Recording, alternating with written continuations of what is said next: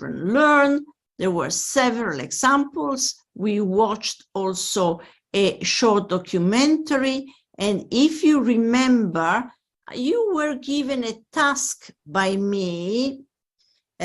Teachers never forget when they give homework. One of the tasks I had given you was to think back of that very short video presentation of the association in London, where they prepare children when they are 2-3 years old, and they prepare teachers to teach that age level. And I ask you to think whether any of the activities that you saw in the video could be an activity that, instead of being an activity for learning, could be adapted as an activity for learning a foreign language, in our case, English. I don't know if any of you has thought back of that, but don't worry, this is something that you can elaborate upon even later. But what else did we do? Well, we did something related to notions. What do I mean by notions? Those are the concepts that are sort of the bricks of our teaching, and that underlie all the ideas regarding second language acquisition, language teaching, language learning, issues related to age, because issues related to age, the age of the learners, are fundamental for second language acquisition. The age factor is fundamental, and we will see it very soon. So under the heading of notions, I inserted what we addressed yesterday. One notion is the notion of active learning. If you remember, active learning was mentioned in diverse circumstances. It was mentioned, for example, in one of the videos presented by Joanne, the colleague who works in the States and whose videos I used. And active learning was used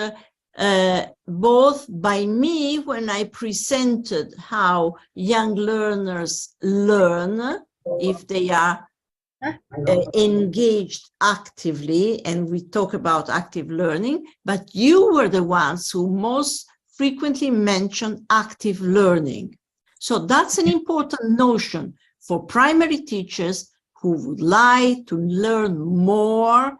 about teaching a foreign language, in our case English, at primary level, involving children in active learning. Another notion that is not related only to early language learning, is related to teaching and learning, is the notion of brainstorming. Do you remember we used it yesterday? We used brainstorming to elicit your ideas about how children learn. Brainstorming is a notion that is very often mentioned to whenever you either are exposed to a training session, and it's a recommendation to use brainstorming in your classes, but it's also part of the literature in the field. Why so? Because brainstorming awakens all our knowledge, both as adults and for the young learners, all our knowledge of for example, specific words, specific terminology, but also of notions. So brainstorming, I would strongly advise you to use it in your lessons, because it activates hidden knowledge, because sometimes things don't come immediately to mind, but when the teacher elicits saying, oh, what does this word or this term remind you of, our brain wakes up. And so happens with our primary children. Another notion was the one we addressed of learning by doing. This was repeated even more than active learning. It came out from all your interventions. It came out from 2 or 3 of the videos that you were shown. And it is the key for young learners, because the young learners, let's always think of their development, at what stage they are in their cognitive and emotional development. They need to be involved for learning, while an adult has already built up a system for learning that that doesn't require all the time to do things to learn them. An adult might, for example, learn how to ride a bike if he or she never learned that, right? And this way, he or she will learn by doing, by actually riding the bike, exactly as a child who learns how to ride a bike. But the child also learns how to speak his or her first language and also the foreign language. But he has to be involved in actions, in, as we said, active learning, but he has to put his or her hand in things that he or she is doing. I would like to remind you the videos of the association in London, a very short video where children were involved in doing hundreds of things, but they were actually doing and they were learning by doing, right? And also something that it was mentioned in one video by Joanne. Last but not least, another notion that came out during our session yesterday was the notion of task or tasks, and the acronym there, TBL, is the acronym for task-based learning. Now, why of all the notions that we addressed yesterday, I'm highlighting it together with the other 3, because tasks were mentioned several times yesterday. Remember, both by the videos by Joanne and also by me several times. Why so? Because tasks are actually things, actions that learners are involved in doing,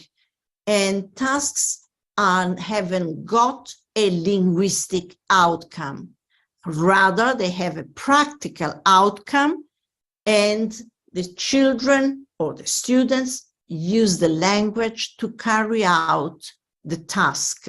So they learn by doing something by using the language.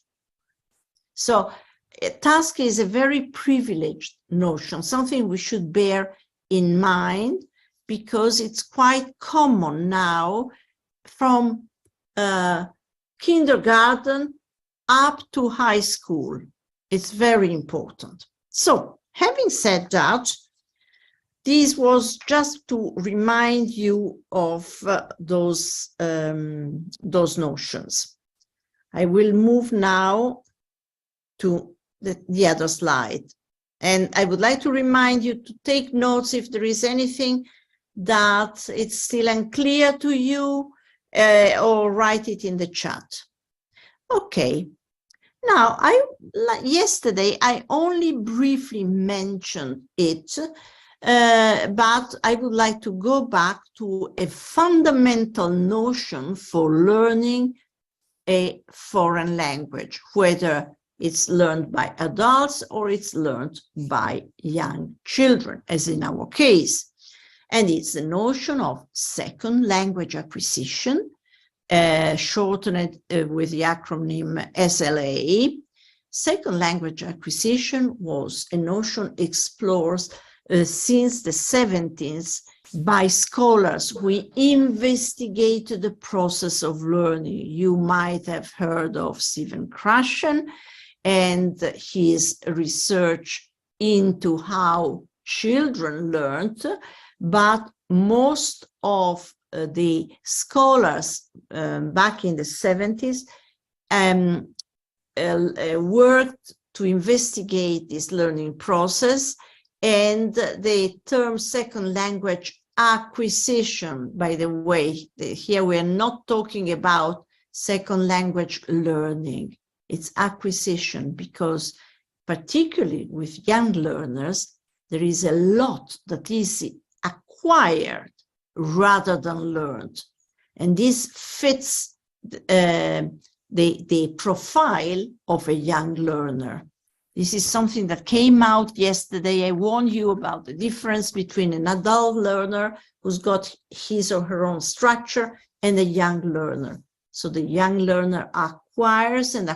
by being exposed, like our children. When they are baby, they learn, for example, by touching, by smelling, but by eating.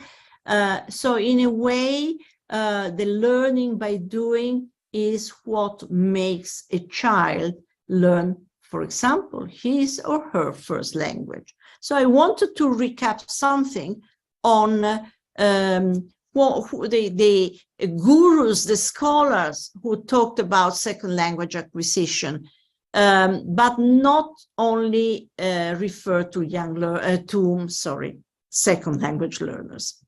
Jean Piaget, we already mentioned Jean Piaget yesterday. He helped us understand that children are active learners and thinkers, because children learn by interacting with their environment. This was the core of Jean Piaget's theory. Lev Vygotsky said that children also learn through social interaction, helped us understand that we learn through interaction with others. And this is not something that pertains only to young learners, it pertains also to us as adults. Very often, we clarify our thoughts, and as a consequence, we learn something new that we save after an interaction with a peer that allows us as adults to learn something. And this is even stronger when it happens with young learners. And the lesson we can learn from here is that we should plan learning activities in our classrooms where interactions with others is strongly encouraged. But Vygotsky made some examples. He said children learn to walk and talk with guidance from their parents. And this is something that I've just highlighted for you, but I didn't highlight the fact that they were guided by their parents. For students, the interaction with you, the teacher, their teacher, is extremely important. So this is another aspect to bear in mind when you are planning your lesson. Let's start talking about planning, because this is a topic that I'm going to deal today. With you, so the interaction with you as a teacher is extremely important, because is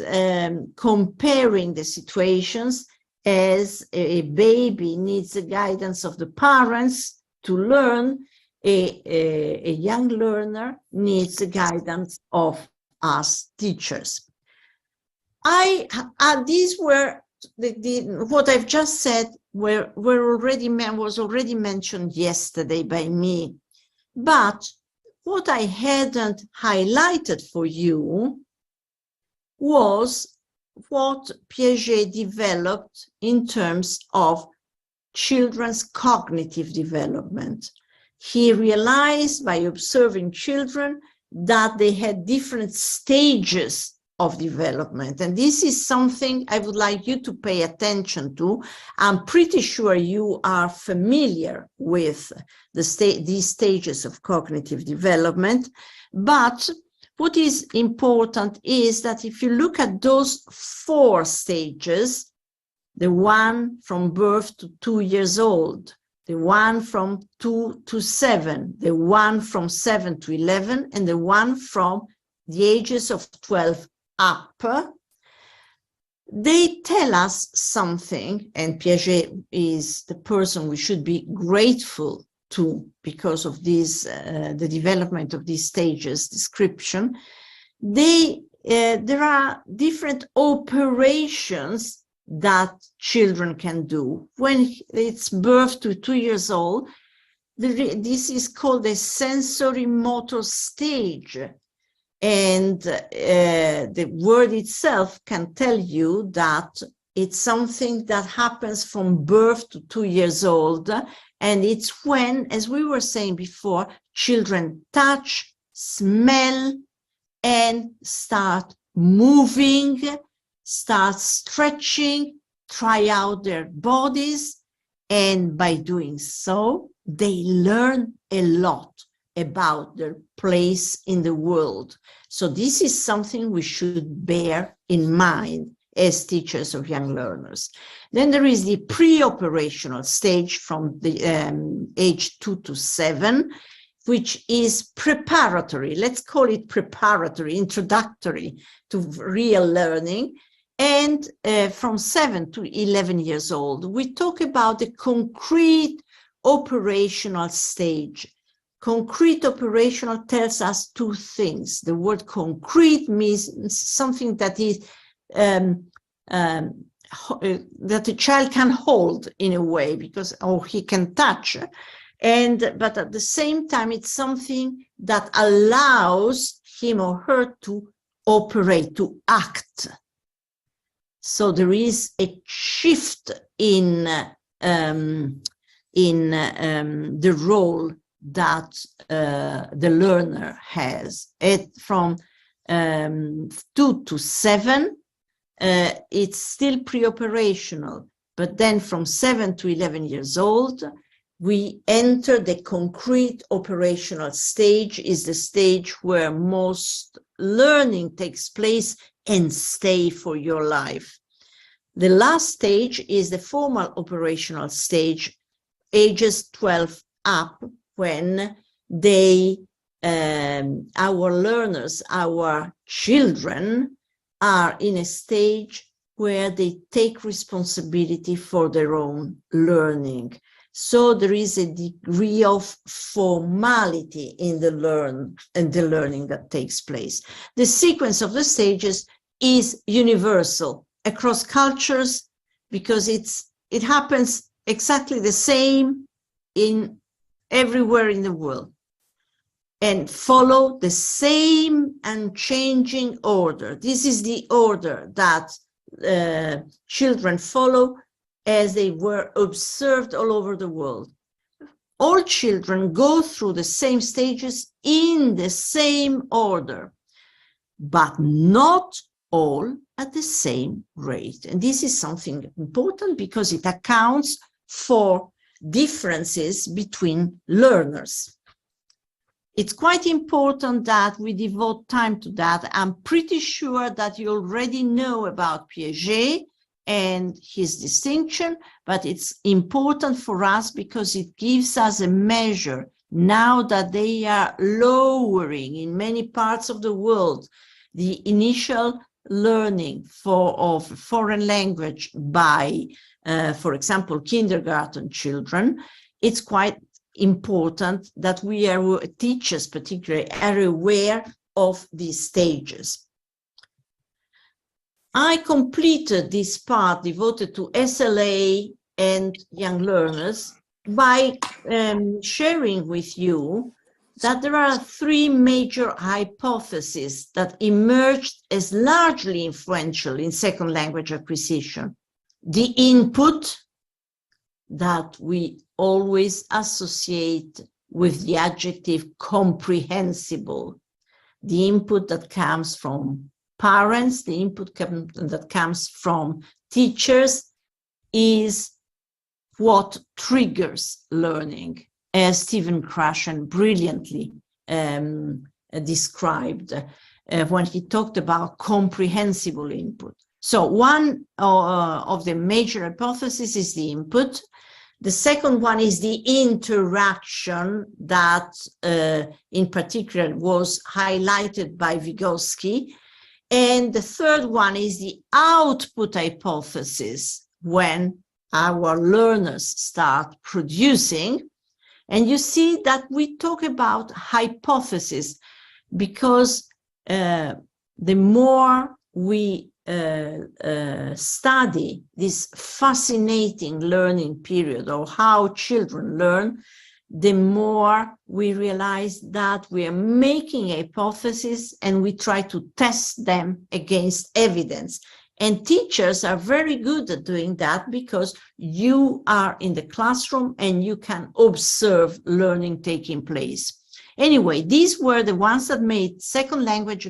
acquisition gain an official role as a discipline, particularly when it started investigating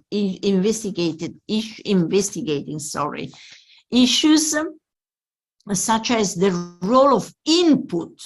How important is input, provided it's comprehensible, and the implications of interactions. That is, what happens when two learners, for example, interact using another language, or when the learners interact with their teacher, or interact also with an audio text or an audiovisual text. Interaction can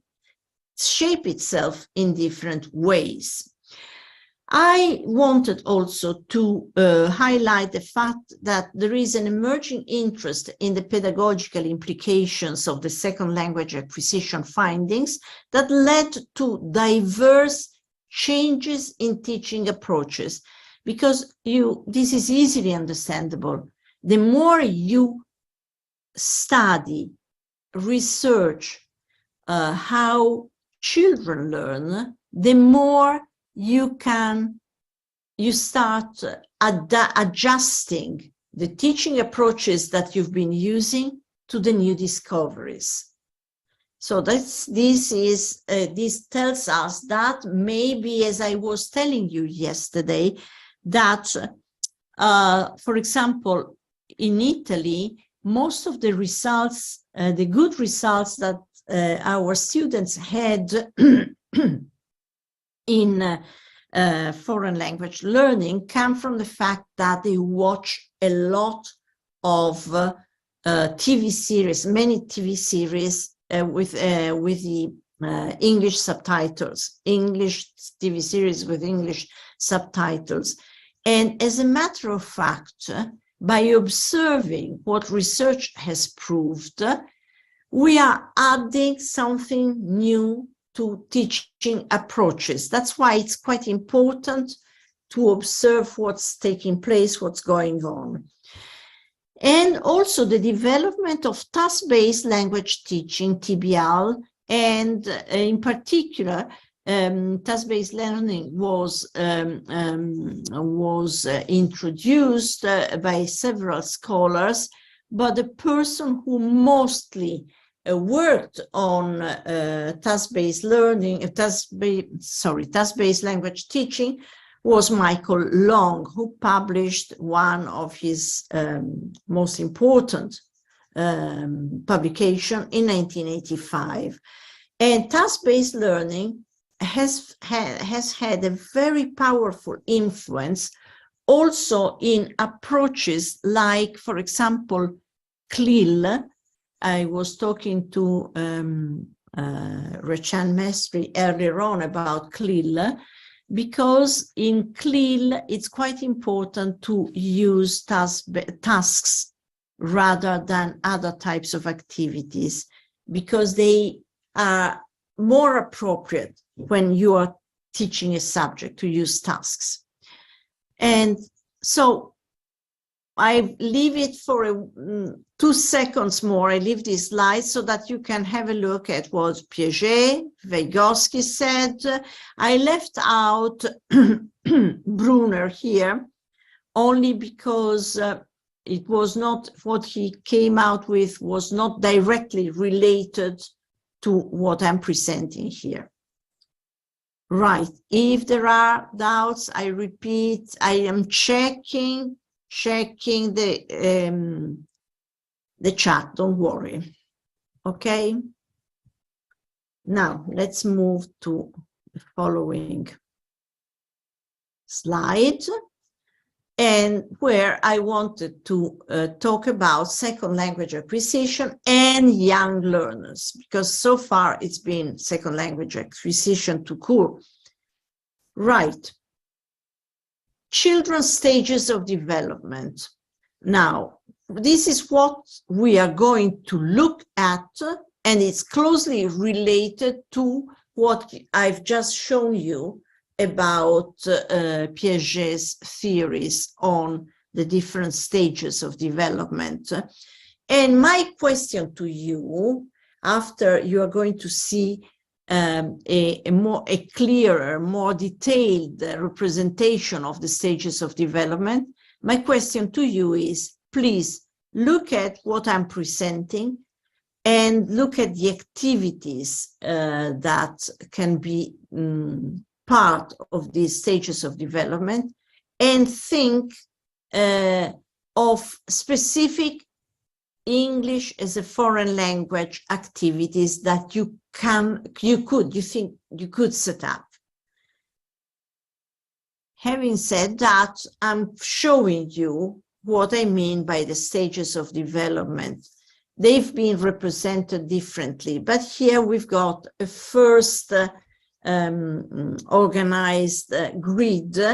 where in the left column you've got stages and age. And so it's not enough to say early childhood stage. Early childhood stage comprises sub-stages that are quite important. Anyway, early childhood stage that we said earlier on, it's from 2 to 7. And at school level, it should be like first preschool and second, preschool, first and second grade. And what Piaget made as an example, it was that he originally characterized this period as involving pre-operational thought. Children learn to think symbolically and use language to represent objects, even if there is always an even if in research studies communication, even if they don't understand others' points of view. It's difficult for a child between 2 and 7 to get an overall feeling of a situation that they were. It was not only the language issue, but there were other issues of relationship. We've got then the stage of middle childhood, 7 to 11, and the early adolescence, 12 to 14, and later adolescence, 15 and over. And later adolescence, we know that we consider students who are over 15 almost as adults, but they are still in that part of the development, that it's still moving on, right? And what is interesting here is, I would like you to point your attention, and we already mentioned the preschool, and now I would like you to focus only on preschool and primary school, even if there are slight differences according to the country system. Piaget originally characterized the early childhood stage as involving pre-operational thought. Children learn to think symbolically and use language to represent objects, even if they do not understand others' points of view. It's not that they are slow learners. It's they haven't developed yet these aspects of understanding other points of view.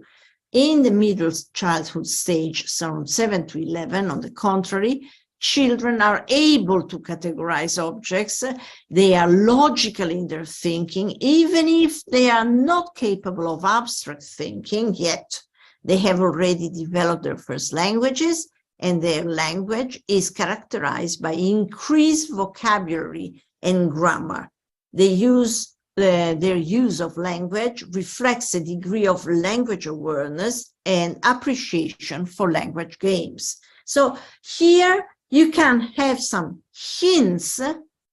of what primary children might be ready to fully understand and appreciate. And then we've got a junior high school and a high school. I also copied here another grid that was developed in another book by I think it was a French or a Swiss researcher, where we've got the same stages, but here in the left column, we already have the definition given in terms of stages. Here we've got just the sensory motor stage,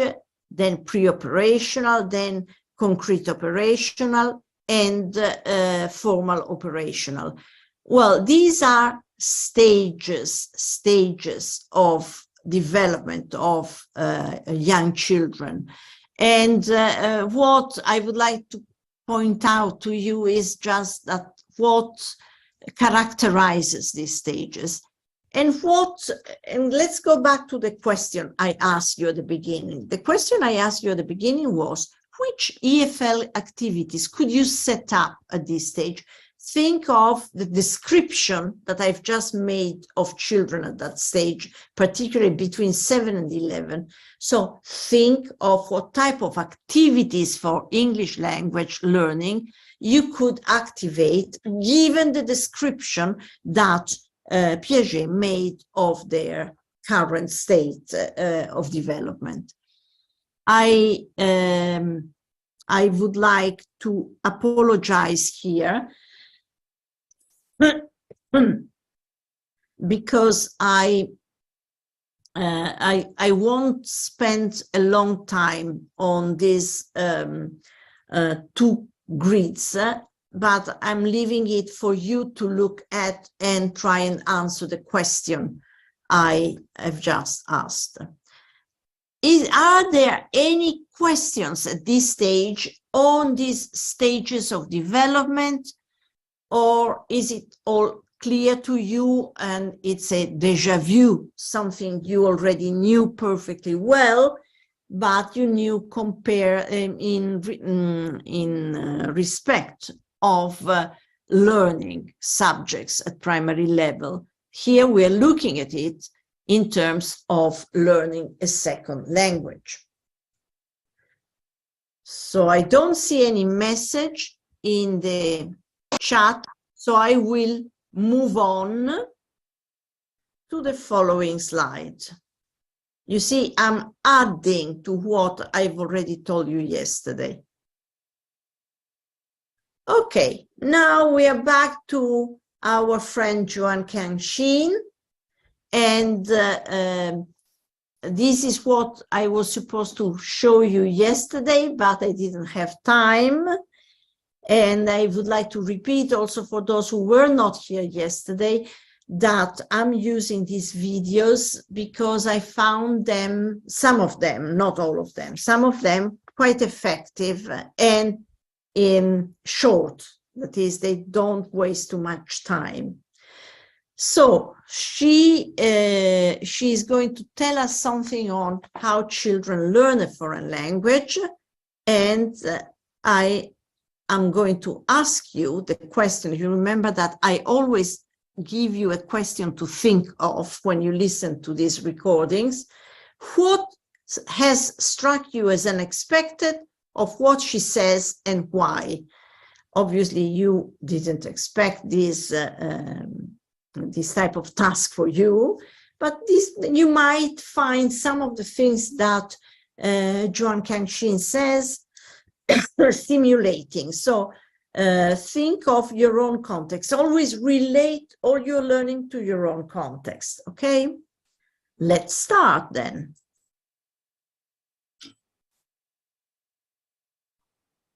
You may live in a country or context where English is not spoken outside of the classroom. How can your young students learn English if it is... Oh, sorry. There is always a mistake in starting. Can effectively learn a foreign language. First, let me ask you a question. How important is teaching grammar to young learners of English? Is it very important, somewhat important, not very important, or not important at all? I'll give you 5 seconds to think about it. Okay, take these 5 seconds to think of your own answer. What do you think? Of course, grammar is important. Grammatical structures are the building blocks of language, but the approach to teaching grammar should match the way students learn. Your approach to teaching grammar should be learning-centered, which Lynn Cameron describes as meaningful and interesting, require active participation from learners, and will work with how children learn and what they are capable of learning. Children do not learn language as effectively through grammatical explanations. Young learners gain an understanding of the grammar through repetition and recycling language in different contexts. You need to provide a meaningful context to teach language. Children will be able to see how grammar works within a story, song, or cartoon. In short, your approach to teaching grammar should be learning-centered and meaning-focused, and it should avoid grammatical explanations. For example, children won't learn language when you explain what the imperative mode is. They learn what it is when you give commands. You say, sit down, and students sit down. You say, write your name, and they write their name on the paper. Through the context and through meaningful repetition, they learn the grammar. You can help them by creating an English-speaking environment in your classroom. You have to present English in authentic and meaningful ways. Real communication puts language in action and promotes interaction.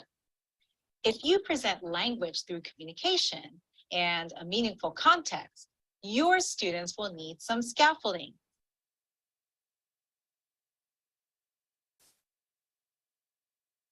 Sorry, it is always You should use different techniques to make the language comprehensible. Children need concrete ways to understand language. You can use visuals like pictures and flashcards to help make new words comprehensible. Gestures and body movement and realia can help teach language effectively to our young kinesthetic learners and keep them engaged in class. You can also help young learners organize ideas by using graphic organizers like Venn diagrams or tables.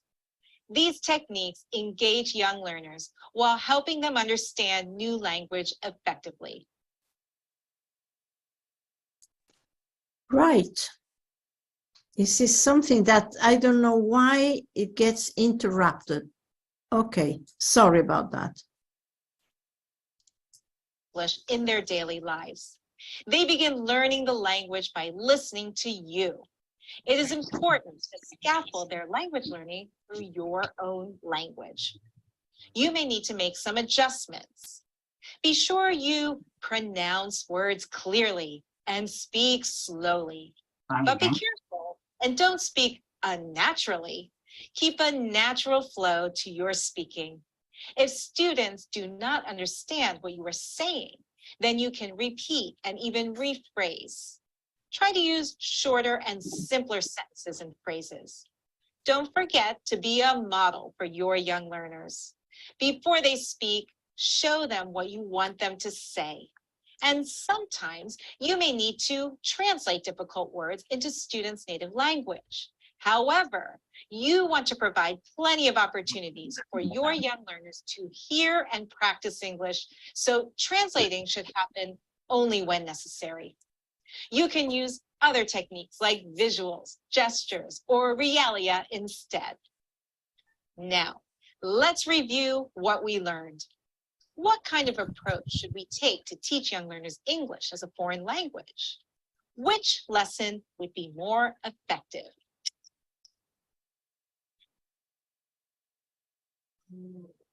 The storytelling lesson will be more effective with young learners because it takes a learning-centered, meaning-focused approach to grammar.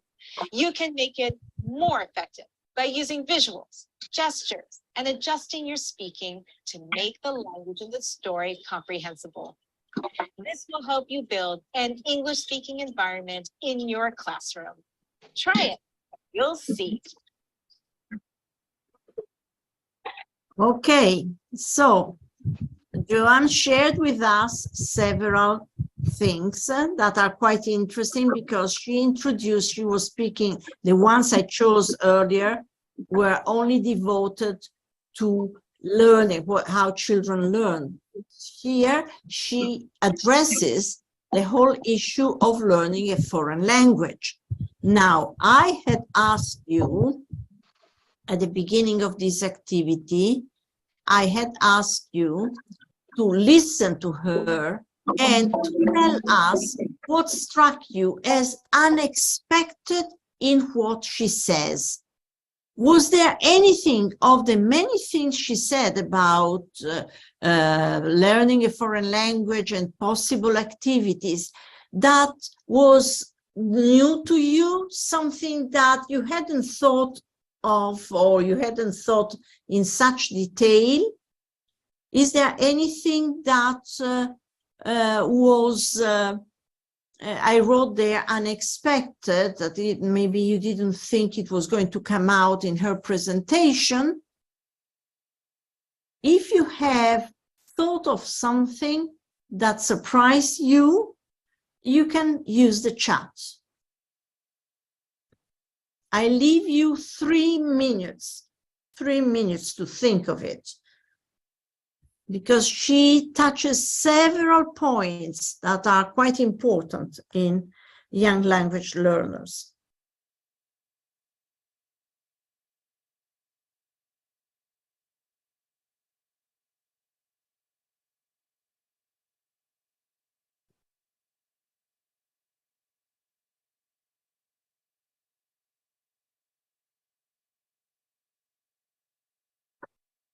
I don't see any comments in the chat, so maybe, no, someone is actually participating. A confirmation about the importance of grammar teaching in classroom. Yes, she reiterates the fact that grammar is important, but what she underlines and highlights, and it's important, is how you do that. How you do that. That is, you have to match, in teaching grammar, you have to find a way to match the way they learn. And we spent all of yesterday, and I repeated it today, that the ways young learners learn need a lot of involvement, practical activities, active learning, and sometimes grammar is only taught in a very traditional way, but learners are capable of spotting things in the language they use or they hear other people use. They do, and they should be encouraged to do that. They notice things. So it's quite important in your teaching to establish this sort of preparation to how to notice, to have them notice things. Right, okay, let's go on. So I thank the person, I think it was Tun Selisa, thank you very much. And someone else said, translation is still important if necessary. Yes, if necessary. And grammar is important, but communicate with students in nurture. Teaching grammar by storytelling and sing a song. Good point, very good point. Thank you so much. So let's go on with our next slide, because time is running, and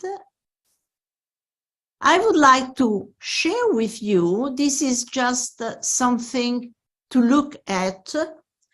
something that I wanted to introduce just today. It is something related to methods and approaches in early language learning. Why do I make this distinction? Because there are methods and approaches for learning a foreign language, but for young learners, things change a bit. They can't be used as they are used for adult learners. And that's why I wrote there, remember that children develop higher order cognitive functions, including linguistic skills, through social interactions. Remember, this was highly highlighted by Vygotsky, with adults or more acknowledgeable peers, which take place within a child's zone of proximal development. What the ZPD is the acronym of this very peculiar term, and that was developed, was introduced by Lev Vygotsky, and then has been quite exploited in different types of approaches. And it's the zone where the learner has some of the learning that he or she needs to continue developing, but still hasn't got everything. So the zone of proximal development is that zone of transition from what the learner already knows, but not enough to further develop. And it's a very fruitful zone, because this is where even learners realize that they know something, but not completely. So it's up to the teacher to encourage them to push and try and learn more. So this is something you should bear in mind, because it's very fruitful. And I see a note here. When we translate meaning of words, it should be done by translating in a native language. Right, correct. Yes, I think this relates to the previous one. You're right. I also added another notion, the notion of Bloom's taxonomy, that you might already know. It's a taxonomy that was developed by Bloom to illustrate, and when I say illustrate, it's true, because he actually used pictures to illustrate this taxonomy. And it's the development of cognitive stages. Each stage is characterized by specific cognitive or thinking skills, which represent processes our brain uses when we think and learn. Now, learners progress from simple information processing or concrete thinking skills, such as identifying and organizing information. This is, there is an acronym that is being used for that, LOTS, or low order thinking skills, which is the first stage of learning, when they learn easy things, easy to be learned,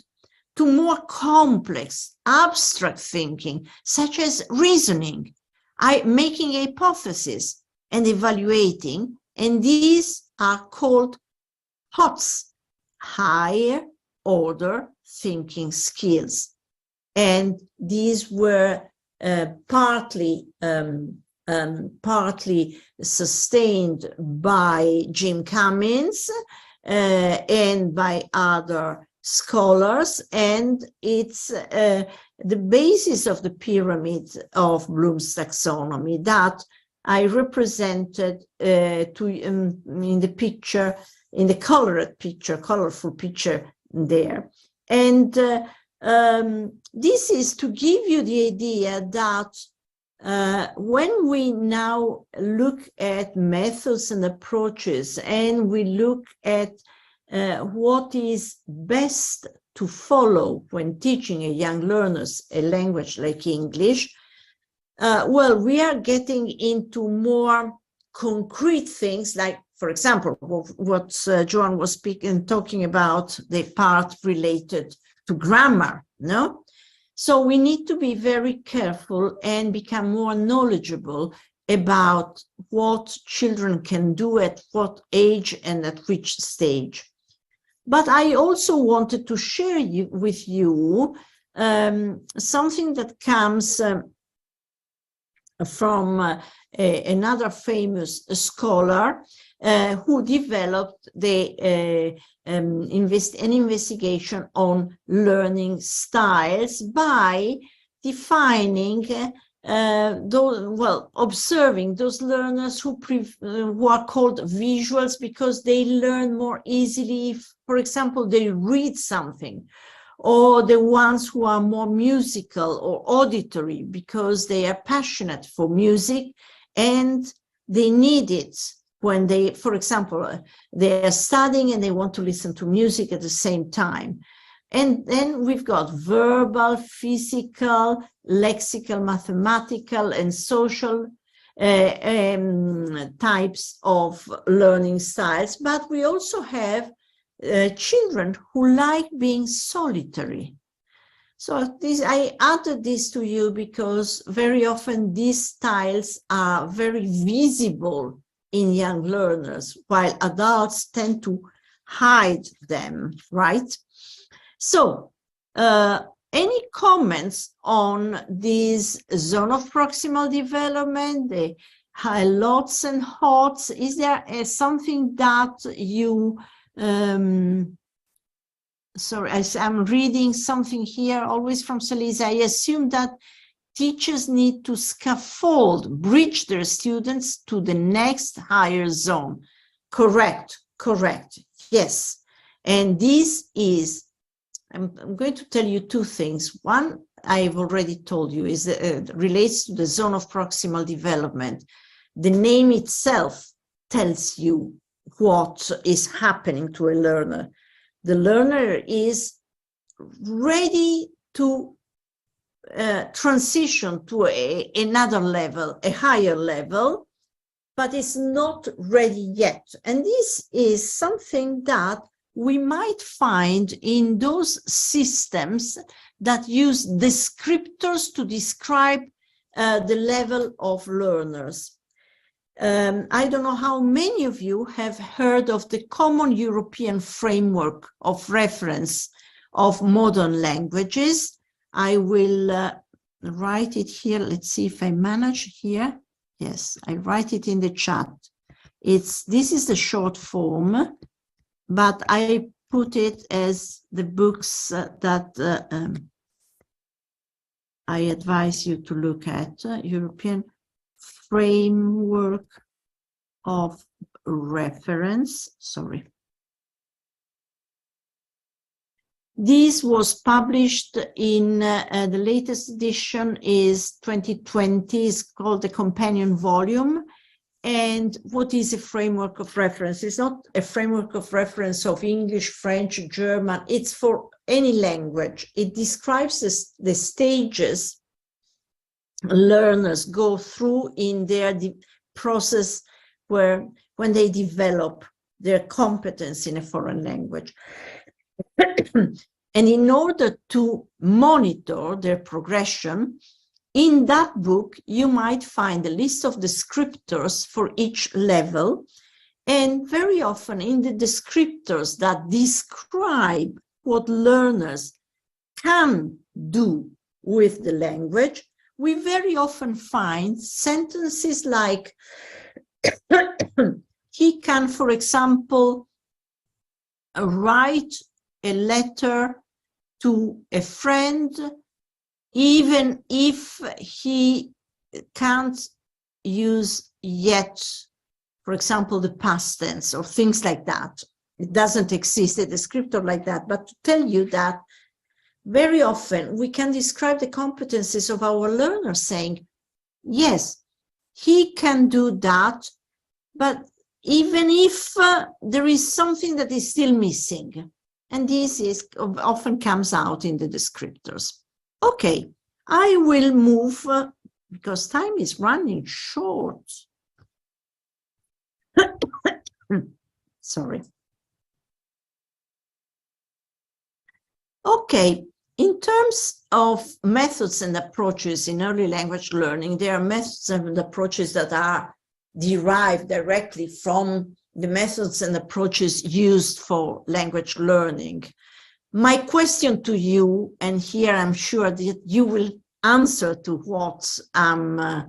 asking you, what do you already know about these methods and approaches, and which ones do you use? Before I show them to you, can you mention some method or some approach? You can write it in the chat.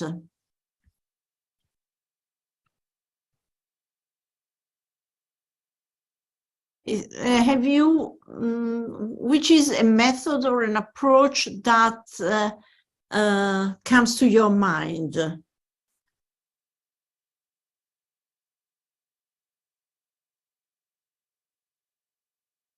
Exactly. Thank you.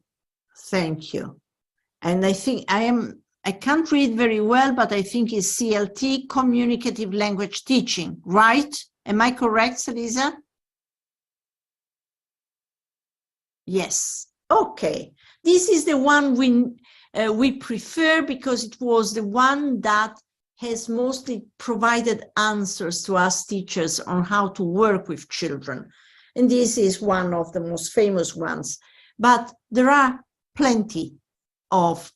methods and approaches, and I would like to clarify immediately that an approach is something that then determines the method. Is not in a hierarchical scale, but it's usually the approach that defines the method. But let's look at what I chose for you here to look at. Obviously, I couldn't go through all the methods and approaches. I only picked up a few ones. Like, for example, the silent way. The silent way was something that was very much in use in Canada when there were many migrants migrating to Canada and they couldn't speak a word of English or of French. And I mentioned it here because this is a method that is coming back,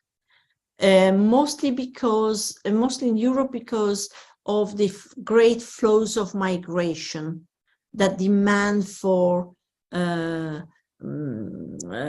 new types of approaches. The silent way is to use the language for self-expression, to develop independence, and the learners are responsible for their learning. And the teacher is silent much of the time, speaks only to give clues, and listen to the students. The emphasis is on all the 4 skill areas. But this is something that was used before and it's coming back now. Total physical response, I'm pretty sure that, oh, I see that someone has, thank you very much for adding, Dean, the direct method, the grammar translation method, total physical response that we're mentioning now, communicative language teaching. You see, they are all clear in your mind. They little by little, they come out, right? Total physical response. The goal of total physical response is to provide an enjoyable learning experience, having a minimum of the stress. At first, teacher gives commands, then students take on leading role. Teacher interacts with individual students and with the group, and lessons begin with commands by the teacher. Students demonstrate their understanding. Do you remember yesterday we watched something? I think it was in one of the videos I showed you of Joan. She was showing Simon Says. Do you remember the song where they hear a song at a certain rhythm and they have to, for example, touch their head, touch their shoulders. So it's a total physical response.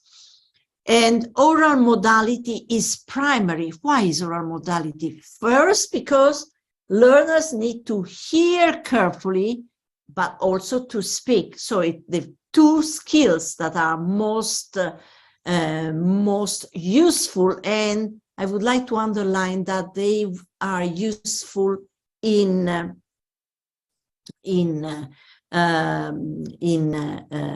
language learning everywhere and at all levels, is the development of oracy. Oral modality is primary. And the method is introduced in students' native language, but it is rarely used later in course. Yes, because you start with that, but then this is the first stage of the learning experience. And you don't need to have the total physical response, TPR, done at a higher level. And grammatical structures and vocabularies are emphasized. Let's go to the other two. I chose some examples, as I told you. Communicative approach, principles. Well, first of all, let's see if we agree with these principles. Learners learn using the language to communicate. Communication is the goal of classroom activities. There is the development of fluency. Communication integrates different skills. Errors are inevitable part of learning, as well as creativity. And you might be puzzled by reading that. Why errors and creativity go together? Because it's when you make errors that you feel there is something that is not working, and then you try immediately to find a solution. And sometimes the solutions can be very creative, sometimes not precise though. Aim is to develop communicative competence. And then I put as a last point, the importance of the sociocultural aspect of communication. And then I added task-based learning. Why these two? I focus on these two because the communicative approach is still behind most of what we are doing in class, and it's still valid. And task-based learning is prevailing in context, for example, in contexts where they are doing CLIL. I already mentioned that. And because it proves as a reliable type of approach. And I didn't mention here, oh, sorry, I finished here, the task-based. Learners are given interactive tasks to complete. In order to do this, they need to communicate. Once the task is complete, then the teacher discusses the language used. An example could be this. I made this example because I mentioned it yesterday to you. Maybe you don't remember, but I mentioned that. The learners plan an itinerary for a guest who is coming to stay with their teacher. And this way, this means that they are engaged in doing something which is a real task, an authentic task, and they are doing it through language. Having said that, let's move to an example of total physical response. Okay, let's watch the video and list the activities done through TPR. Can you think of other TPR activities? Which ones? Here you will see the person who is doing this activity. His name is Herbert Puchter. He is an Austrian expert in early language learning and in general in learning at school level. And he's using this activity of total physical response that I would like you to watch. Watch the video and list the activities done through TPR. What does he ask them to do?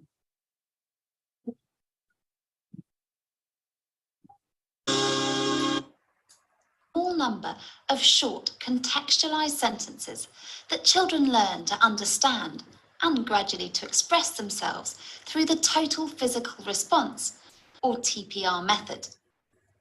Teaching a foreign language by using TPR resembles the way that children acquire their first language. They listen, watch, and imitate long before they start speaking themselves. This multi-sensory processing of language takes place through the simultaneous activation of the child's visual, auditory, and kinesthetic senses. This helps the child to gradually understand new language in a holistic way. It's learning by doing in the best sense of the word. Now let's go back to the classroom and see how Herbert first introduces a few key words that the students will need to know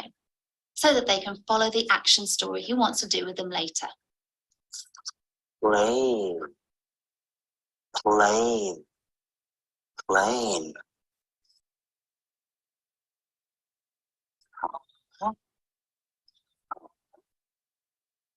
Plane, car. Teddy, Teddy, okay. Plane, car, Teddy. Plane, car, Teddy. Doll, doll. Plane, car, Teddy, doll. Okay. Doll. Now that the students have learned the key words that they're going to need, let's see how Herbert gets them to understand sentences by listening to instructions and imitating his actions. Now, stand up, please. Stand up, please. Okay, good. Fly your plane. Fly your plane. Drive your car. Zoom. Okay, once more. Fly your plane. Drive your car. Vroom.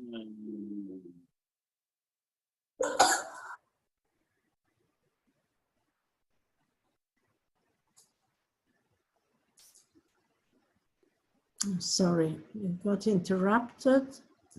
Hug your teddy. Hug your teddy. Kiss your doll. Okay, once more. Fly your plane. Drive your car. Vroom. Hug your teddy. Kiss your doll. So that was the first phase of an action story. What's important here is that the teacher adapts his or her teaching pace to the student's pace of learning. In other words, the teacher introduces the sentences gradually and one after the other, and always repeats the previous sentence or sentences before introducing a new one. What's also important is that the teacher strictly keeps to the order the sentences were presented in. Next, we'll see the second phase, where Herbert gives the instructions, and it's important, remember, that this is done in the same order as before. But this time, he doesn't give the students a model for the actions. So the children have to listen and carry out the instructions without seeing the teacher act them out. Being in a group gives them security, and they're learning from one another. Now I'm going to sit down. No, you don't sit down. You stand up. You stand up, please. Yes. Okay. Now you do it. You do it. Fly your plane. Drive your car. Hug your teddy. Kiss your doll. Yes, good. So, what's next? Well, once the students are able to carry out the actions easily, it's now time for the third phase. As before, the students listen to the instructions and carry them out, but with one difference. This time, Herbert changes the order of the instructions. And now, no, stand up. And now in jumbled order. Okay. Drive your car. Kiss your doll. Fly your plane. Hug your teddy. Kiss your doll. Fly your plane. Drive your car. Hug your teddy. Kiss your doll. Hug your teddy.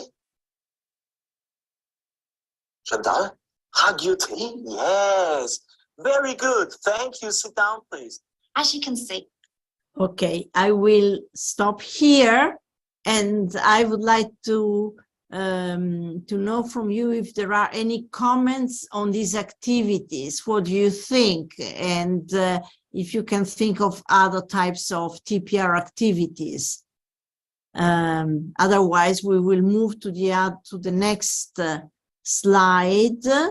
But I thought that this was a very interesting example. I always look for examples in videos of something that is in a way provocative, and the way Herbert Puchta actually put things together was really very interesting because of his building the independence and the autonomy of the children.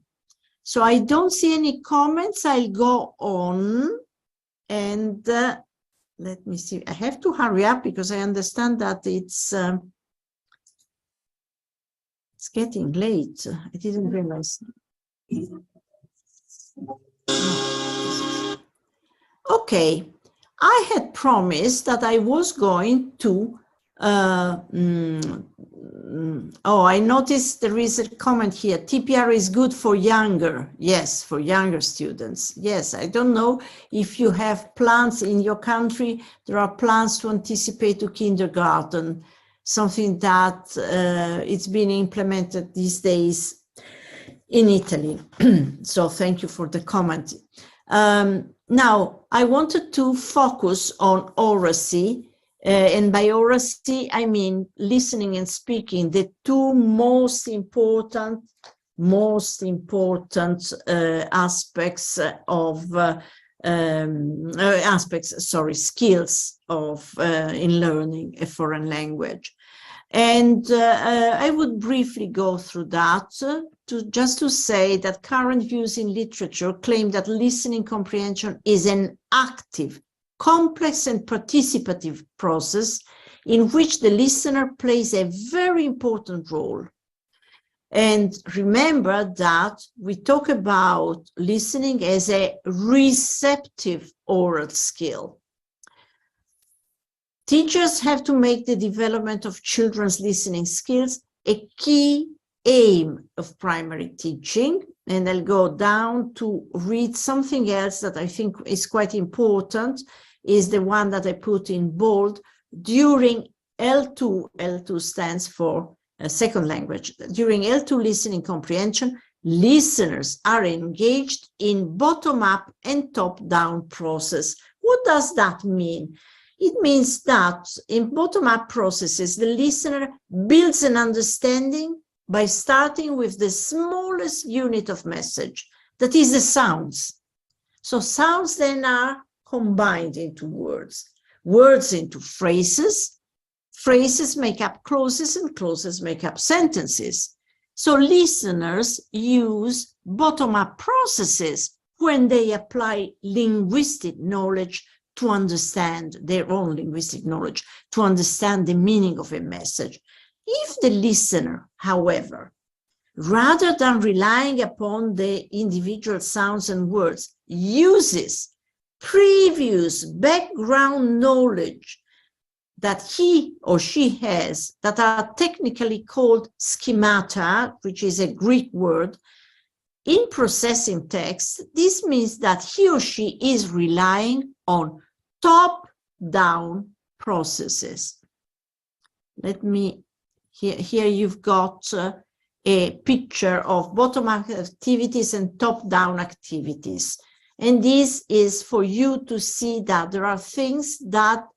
when you rely on your previous knowledge, then you are relying on past experience, consolidated experiences, and you talk about top-down. When you, on the contrary, are using linguistic knowledge, so you're using what you're learning there on the spot, you are using bottom-up activities. And I don't see some student learn from another. Yes. Sorry, I'm trying to move to the other slide because I see I'm watching the mobile and I don't want to be late. Okay, let's listen here to Joan, who is talking about how to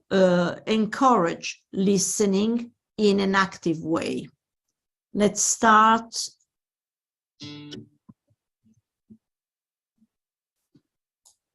Warm up our minds and think about how much listening we do. Do you think you listen more than you speak? Do you listen more than you read or write? Sorry, I need to open just a moment, because I have a problem here because I had written something and it doesn't appear. Okay, we'll do without, doesn't matter. Okay, let's start again with Joan. Do you think you listen more than you speak? Do you listen more than you read or write? What do you think? According to Morley, on average, we can expect to listen twice as much as we speak, 4 times more than we read, and 5 times more than we write. In our lives, listening is an important skill that we need to focus on. In English classes for young learners, there is an enormous amount of listening. It is the main source of communication or instruction between teacher and young learners. In fact, the main source of listening input is the teacher with instructions and demonstrations. Therefore, teachers of young learners have to be very conscious about their approach to giving students listening input. Also, keep in mind, children are not only learning to listen, but also listening to learn. Not only do they need to prepare for the listening activities in the book or materials they use in class, they have to prepare all of the language they will use. This means classroom language. We do not always take the time to prepare our classroom language carefully. We should prepare our speech very carefully for our young learners. Prepare your instructions or explanations in short, understandable language. Use simple words and phrases, and always be ready to repeat and rephrase when needed. Sometimes people think listening is a passive skill. You can't see if someone is listening by looking at them. However, there is nothing passive about listening. It is an interpretive skill. As language teachers, we have to find ways to make listening active in the classroom and be sure our students understand what they are listening to. Find ways to check their comprehension. I will stop here because time is running short, but obviously you will be able to then listen again to what Joan is mentioning here. Pay attention to what she recommended. Prepare in advance the listening activity, which needs to be reinforced, needs to be, oh, here it is, the text I was looking for. But it was very general. But when I asked the question, what is the major challenge in developing listening, is the preparation of the activity. It's not just I put the song and let it play. No, you need to prepare it in advance. There was another one on speaking, but I will skip that. It is a shorter video where Joan gives you some hints on how to prepare your students to speak. But I won't have time to do that. So I want to get to the end of it. But I wanted you to show that you should make your classroom atmosphere fun, interesting, and motivating for your students, for very young learners under 7. And you can use songs, chants, simple games to encourage them to practice speaking as young learners get older. You may have to help them become more confident in using English in the classroom. So these, you can watch the video later, but focus on speaking. And here I am moving here to the other slide. Yes, here I've invited you to make a list of speaking activities that you consider most effective. This is something I wanted you to listen to. It's quite interesting. It's about games, and I think we can take the last 3 minutes on that.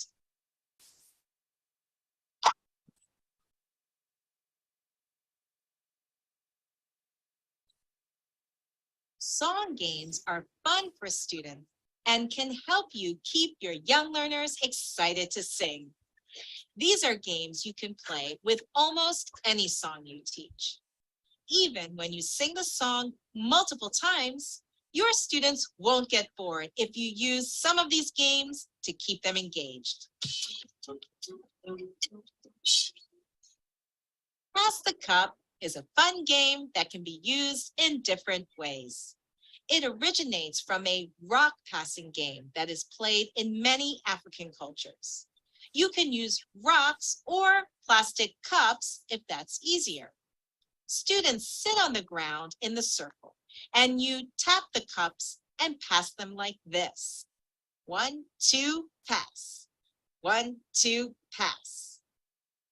With any song, you can keep the rhythm and use this passing game.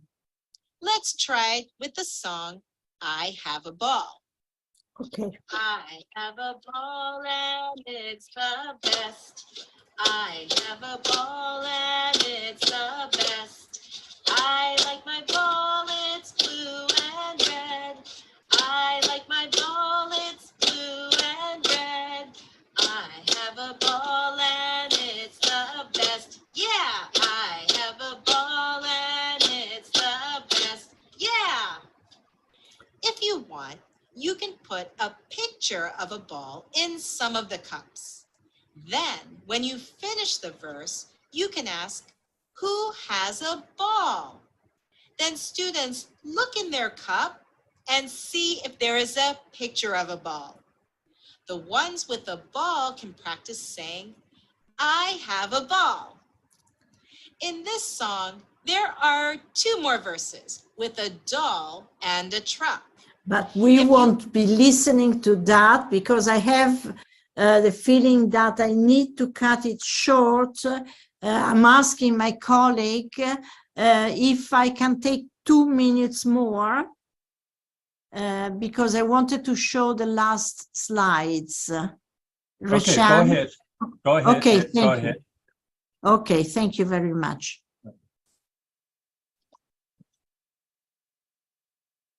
Okay, and then there was something on sound games, but we have already seen that.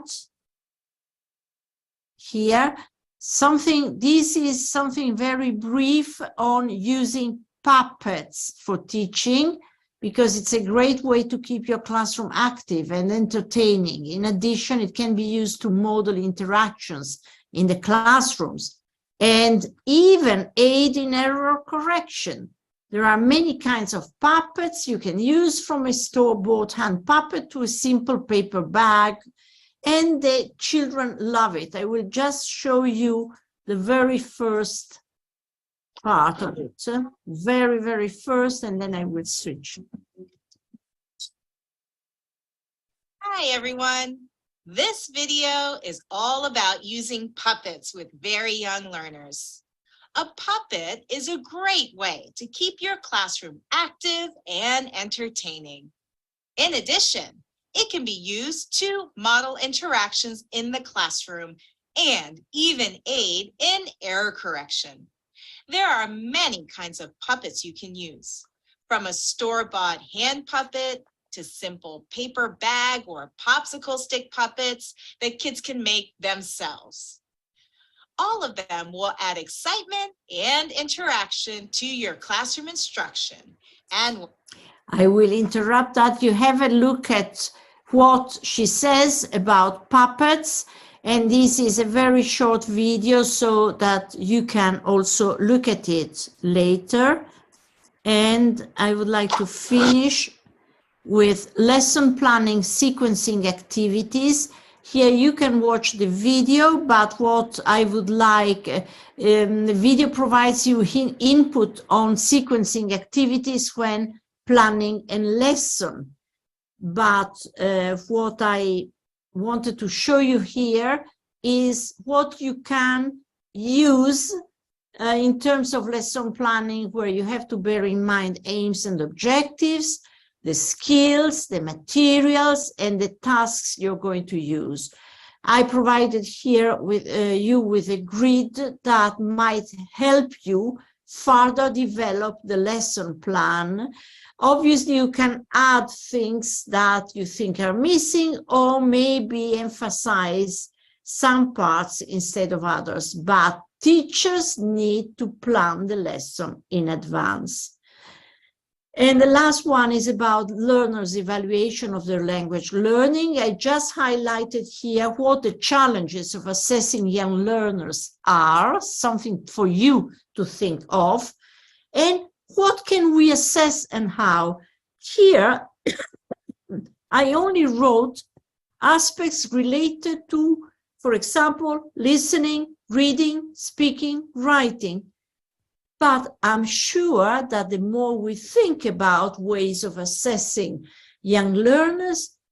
the more other things will come out as aspects to be evaluated. Last thing about assessment, think of the materials. And in measuring, for example, listening comprehension, in the previous research studies I carried out,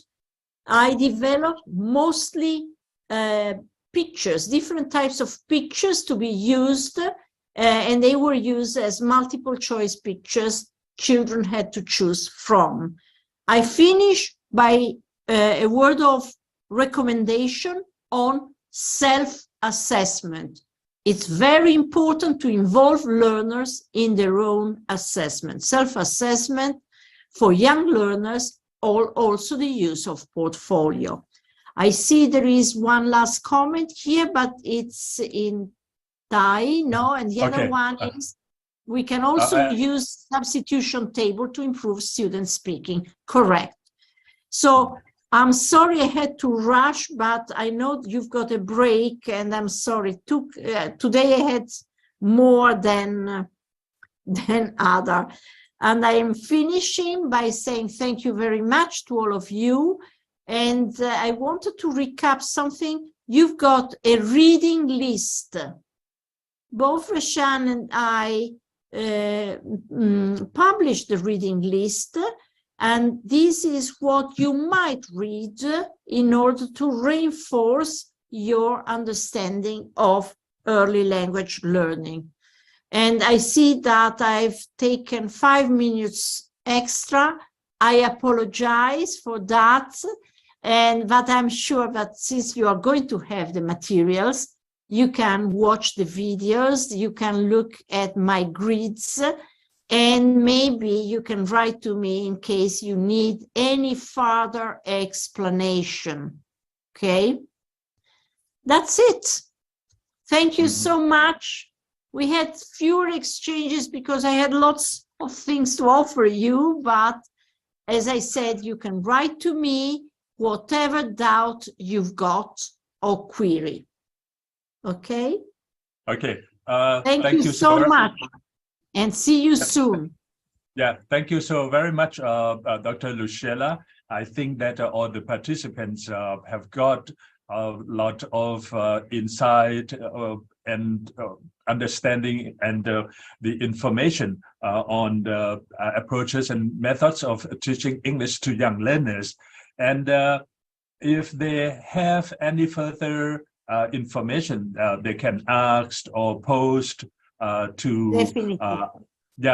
our classroom, and then actually we've got the space in the classwork, right? In Google Classroom. And อาจารย์ไม่ต้องกังวลนะครับเพราะว่า PowerPoint หรือสไลด์อะไรพวกนี้เดี๋ยวเราจะไปโหลดให้ใน Google Classroom แล้วอาจารย์ก็ไปศึกษาเพิ่มเติมได้เลยนะครับก็ the last I would like to take the picture of you and all the participants. So yes, please. Yes, please. Okay. So I will put the screen. ขอให้อาจารย์เปิดกล้องด้วยนะครับเปิดกล้องแล้วก็มีแบ็กกราวด์ของเราข้างหลังนะฮะจะถ่ายรูปทุกท่านเลยนะครับโอเคแป๊บหนึ่ง so can I stop your yes you can I'm taking it out. Yes. Okay, and then เดี๋ยวนะครับอาจารย์เตรียมตัวด้วยครับเดี๋ยวแป๊บหนึ่งก่อนแล้วผมอยู่ไหนล่ะโอเคแป๊บหนึ่งนะฮะโอเค probably we need I don't know if we can do it in one shot พร้อมไหมยังครับ I don't know 63 people โอเคตอนนี้เราอยู่กันครบไหมครับอาจารย์ดูหน้าจอของอาจารย์เห็นพอไหมใครยังไม่เปิดกล้องเอ่ยเร็วthis is like we are checking class attendance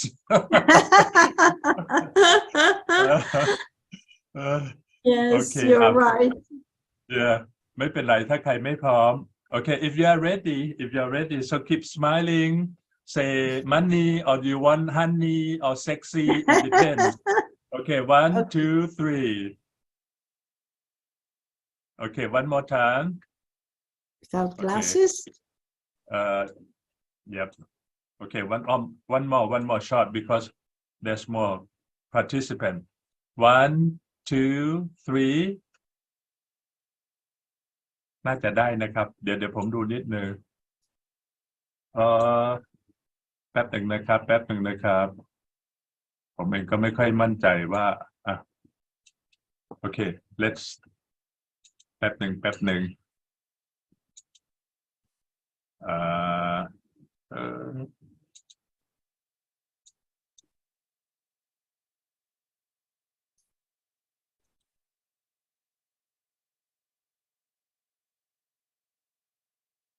มันได้ไหมเนี่ย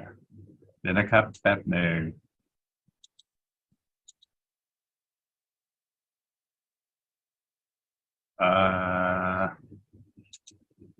โอเค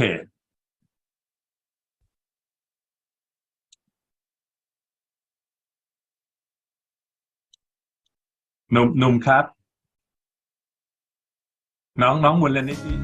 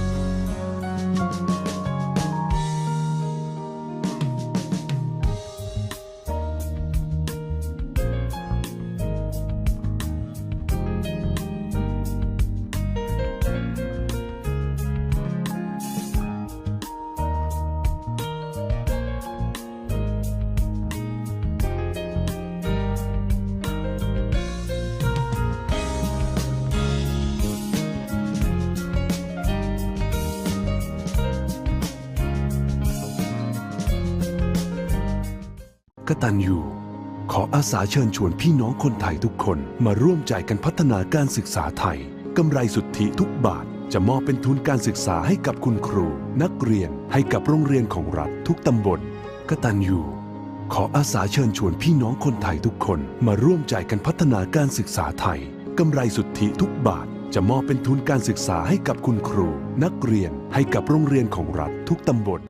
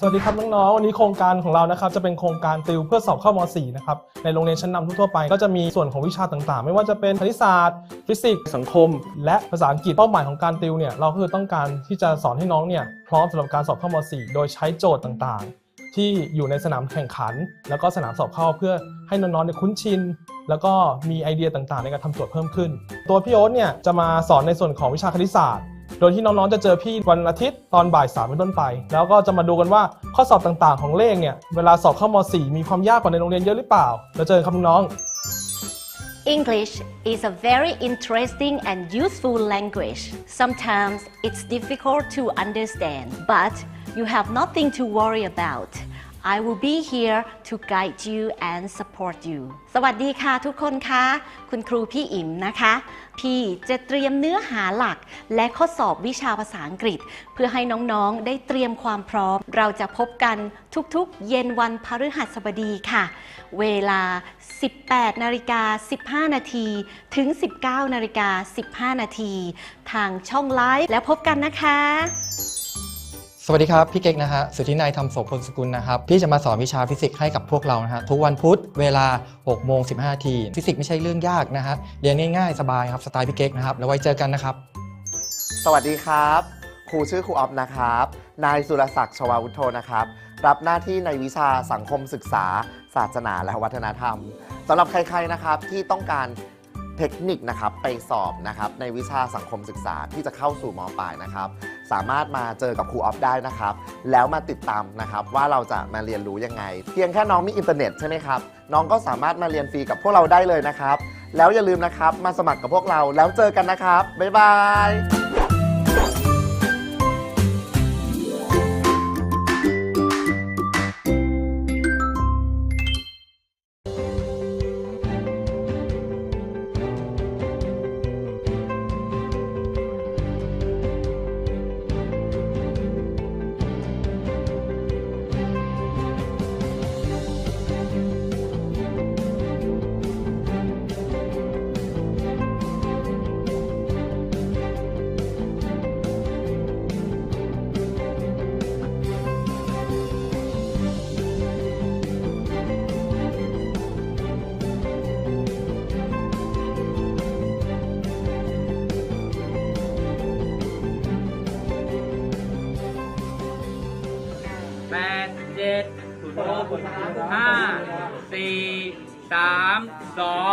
สิริมงคลนะคะกับผู้เข้าอบรมที่อยู่ในซูมนี้นะคะเกือบ500ชีวิตนะคะรวมไปถึงผู้ที่รับชมผ่านทางFacebook Live นะคะของมูลนิธิศัพท์พรทรัพย์ด้วยนะคะเราจะขอกราบเรียนเชิญนะคะท่านรองศาสตราจารย์ดร.ทิศนาแข็มมณีนะคะได้มากราบให้กำลังใจเชื่อมต่องานของเรานะคะว่าเรามีทิศทางแล้วก็มีความคืบหน้าที่เราจะดำเนินการต่ออย่างไรได้บ้างนะคะเพื่อเป็นกำลังใจในช่วงเช้าวันนี้ค่ะ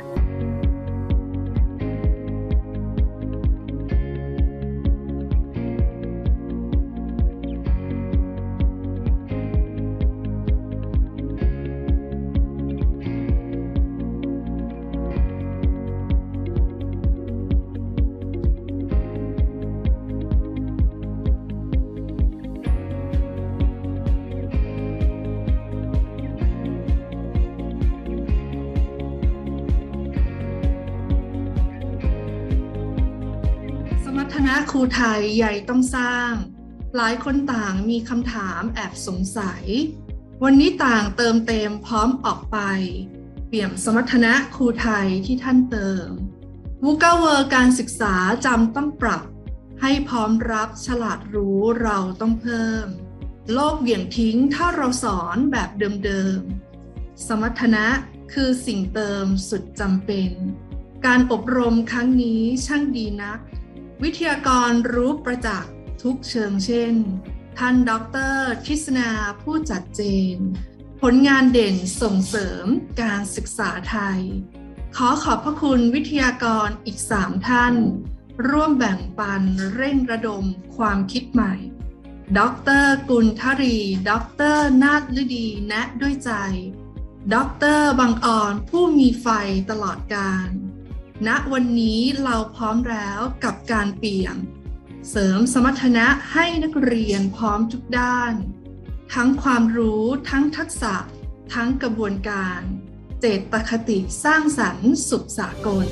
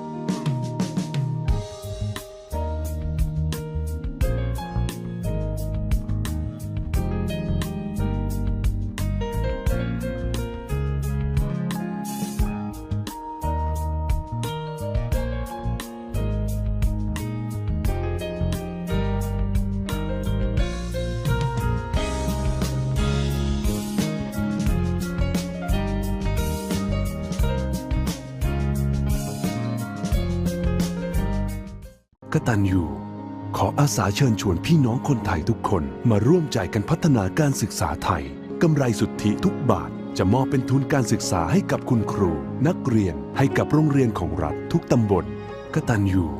ขออาสาเชิญชวนพี่น้องคนไทยทุกคนมาร่วมใจกันพัฒนาการศึกษาไทยกำไรสุทธิทุกบาทจะมอบเป็นทุนการศึกษาให้กับคุณครูนักเรียนให้กับโรงเรียนของรัฐทุกตำบล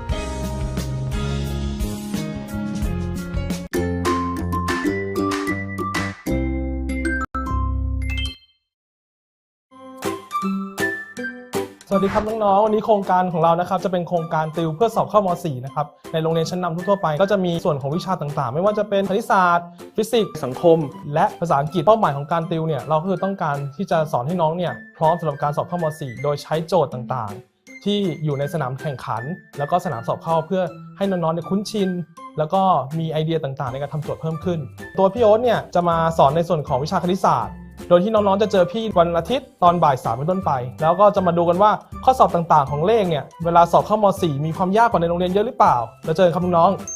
ๆ English is a very interesting and useful language. Okay, good morning and then welcome to the second half of our morning session with me. I would like to share with you my schedule for today's as you see, you have already studied with Dr. Lucilla this morning, okay, and from 9 to 10:30, and then we take a break for 15 minutes, and then what's coming up next is my session, and we have lunch for 1 hour, and we have to start the afternoon session from 1 to 2:30 and then take 15 minutes break and then we come back for the last recap. Okay, and today I would like to cover what yesterday. This is our contents, and then today I would like you to learn more about ideas of teaching vocabulary, sound, or structure, and there should not be something here. Sorry. Okay.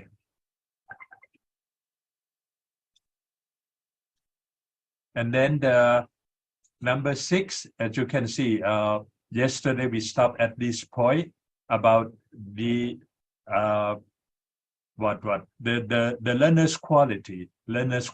based on the education called curriculum, basic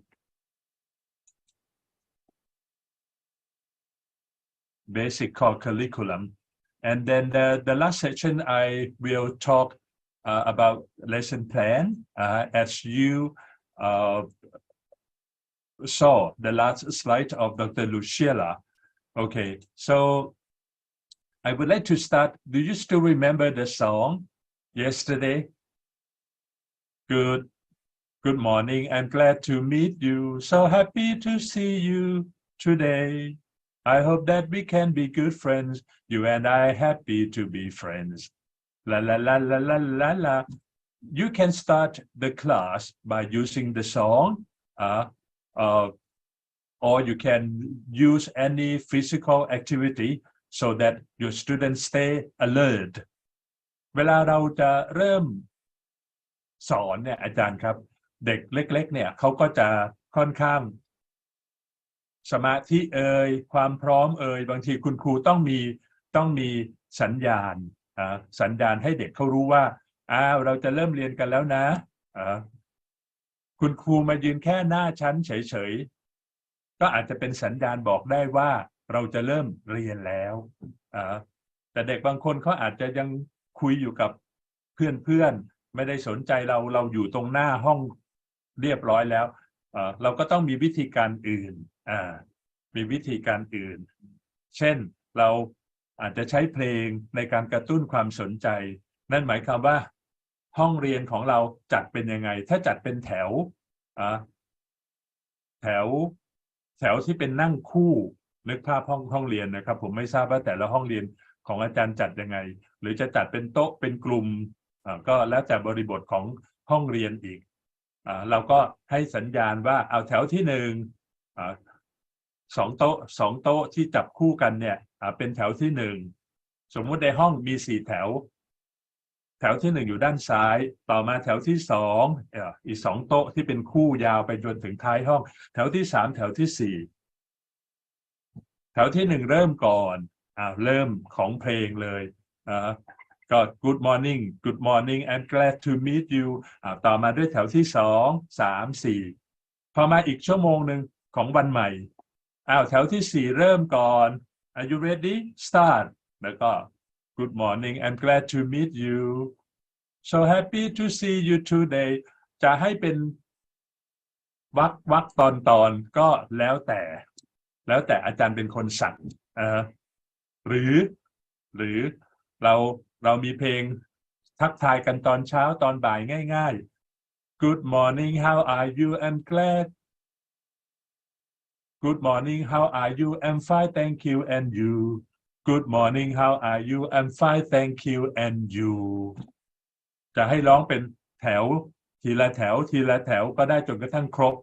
รบเสร็จปุ๊บแสดงว่าผู้เรียนมีความพร้อมถ้ายังไม่พร้อมสตาร์ทใหม่ไม่รู้ละจนกว่าจะพร้อมพอพร้อมเสร็จปุ๊บก็เริ่มบทเรียนหรือเราจะมีสิ่งที่เรียกว่า brain gym อาจารย์เคยได้ยินคำว่า brain gym ไหมครับ brain gym คืออะไรไหนลองเขียนมาหน่อยสิมีผู้เขียนมา student love to sing a song อาจารย์บอกว่าเด็กชอบร้องเพลงแล้วคุณครูชอบไหมครับสอนคุณครูสอนเด็กๆเนี่ยคุณครูต้องชอบเพลงนะอย่างที่บอกแล้วเมื่อกี้ลูเชล่าก็พูดถึงเรื่องเพลงใช่ไหมคุณครูชอบหรือเปล่าคุณครูก็ต้องไปฝึกร้องเพลงมาเป็นผู้นำเพลงมี physical movement จะ good morning หรือจะใช้เพลงอะไรก็ให้มีท่าทางประกอบด้วยเด็กเขาชอบ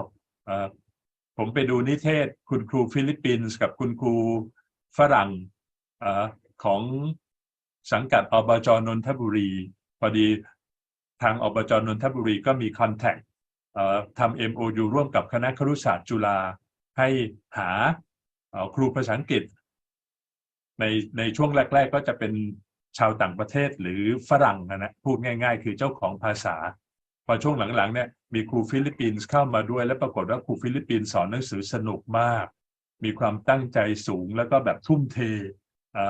แล้วก็เขามีเทคนิคการสอนการอะไรเยอะแยะเลยเด็กอนุบาลยังสามารถสื่อสารด้วยภาษาอังกฤษได้นี่ผมทึ่งมากเลยเราบอกว่าชื่นชมในขณะที่ครูฝรั่งก็จะได้เรื่องของ accent ภาษาสำเนียงที่มันเป็นของเจ้าของภาษาแต่วิธีการสอนสู้ไม่ได้สู้ครูไทยเราไม่ได้ด้วยซ้ำนะครูไทยเราสู้ครูฟิลิปปินส์ไม่ได้ในกรณีที่ก็คือภาษาที่เราใช้สื่อสารนอกนั้นเทคนิควิธีการสอนอะไรเราสู้เขาได้อันนี้พูดหมายถึงภาพรวมนะอาจารย์ไม่ใช่ว่าทุกคนนะไม่ใช่ว่าทุกคน When I went supervising my students on their practicum in the school Karusat students are supposed to conduct the whole class in English using English as a medium of instruction only และบางโรงเรียนไม่มีความพร้อมไงครับโรงเรียนทั้งรัฐบาลคือก็ส่วนใหญ่เราก็ไปโรงเรียนรัฐบาลนะครับเพราะว่าเราเป็นหน่วยงานรัฐบาลเราไม่ได้ไปโรงเรียนสังกัดกทมไปโรงเรียนเอกชนบางโรงเรียนที่เขามี MOU กับเราว่าเขาอยากให้เราเนี่ยส่งนิสิตไปฝึกสอนที่โรงเรียนเขาของโรงเรียนกทมรู้สึกจะไม่มีนะครับไม่มีก็เป็นสังกัดของสพทกับโรงเรียนของเอกชนเช่นโรงเรียนอัสสัมชัญโรงเรียนกรุงเทพคริสเตียนโรงเรียนเซนต์แกรเบลโรงเรียนอะไรอีกล่ะเซนโยอะไรพวกเนี้ยแล้วแต่เป็นเทอมนะครับคราวนี้ท่านอาจารย์เขียนมาบอกว่าฝึกสมองก่อนเริ่มเรียนค่ะเคลื่อนไหวร่างกายนิดbrain gym เป็นกิจกรรมบริหารสมองถูกต้องสมมุติเราจะเริ่มกันแล้วก็เป็นการฝึกสมอง brain gym เนี่ยถ้าอยู่ในห้องเรียนเนี่ยผมจะมี brain gym อีกหลากหลายกิจกรรมที่ทำให้อาจารย์ได้เลยตอนนี้ทำได้หนึ่งอย่างso listen carefully you look at me everyone stare at me look at me use your fingers on your right hand touch your nose ทำตามด้วยทำตามด้วยมือขวานิ้วของมือขวาจับจมูกแล้วก็มือซ้ายนิ้วมือซ้ายจับหูอันนี้ไม่ได้ทำมานานแล้วเดี๋ยวขอซ้อมนิดหนึ่งนะขอซ้อมนิดหนึ่ง one two two อยู่แบบนี้นะ two อยู่แบบนี้แล้วพอ three ปุ๊บไอ้มือซ้ายมาจับจมูกแล้วมือขวาไปจับหูซ้ายเอาใหม่ one more time step by step one two three four ห้ามจับ2 อันพร้อมกันนะหมายความว่าต้องทีละสเต็ปทีละสเต็ปโอเค can you do that 1 2 3 start 1 2 3 4 1 2 3 4แล้วมันก็จะอย่างเงี้ยทำให้มันเร็วๆขึ้นแล้วเดี๋ยวเราก็จะทำไมเราจะมั่วกันเองครับเราจะสลับแล้วเราไม่แตะมุกจมูกเลยเราจะจับแต่หูครับลองทำดูนะในช่วงบ่ายๆในช่วงบ่ายๆแล้วอีกอันหนึ่งที่ทำคือใช้เพลงในเพลงต่อไปนี้เด็กอาจจะร้องไม่ได้แต่พอเราทำซ้ำๆปุ๊บทำไมครับเดี๋ยวเขาจะจำเนื้อได้เป็นเพลงโบราณหน่อยเนาะเพราะเป็นเพลงยุคเรานะใครที่50 อัพเนี่ยน่าจะได้ยินเพลงนี้เราก็บอกว่าโอเคfirst of all ยังไม่ต้องเพลงก่อนเอาแค่put your finger up your right finger นิ้วชี้มือขวาชี้ขึ้นแบบนี้ทางขวานะทางขวาชี้แบบนี้แล้วก็แบมือซ้ายอาจารย์นึกภาพตามไปด้วยแบมือซ้ายแล้ว1เนี่ยให้นิ้วชี้ขึ้น2แบมือซ้าย3เอานิ้วชี้ของเราจุ่มไปที่ฝ่ามือของเพื่อนที่อยู่ด้านขวาเราใช่ป่ะเพราะเราอยู่ในท่าที่แบมือซ้ายแล้วก็ไอ้นิ้วชี้เนี่ยเมื่อกี้ขึ้น1 2คือแบมือซ้าย3ทำไมครับเอาไปจิ้มฝ่ามือของเพื่อนที่อยู่ขวามือของเราแล้วพอพูดคำว่า4ปุ๊บทำไมครับให้เอานิ้วขึ้นโอเคเรานึกภาพดูนะนักเรียน so everyone stand up เตรียมความพร้อมทุกคนลุกขึ้นเด็กฟังออกแล้ว stand up sit down come here okay everyone stand up stand in circle ยืนเป็นวงกลม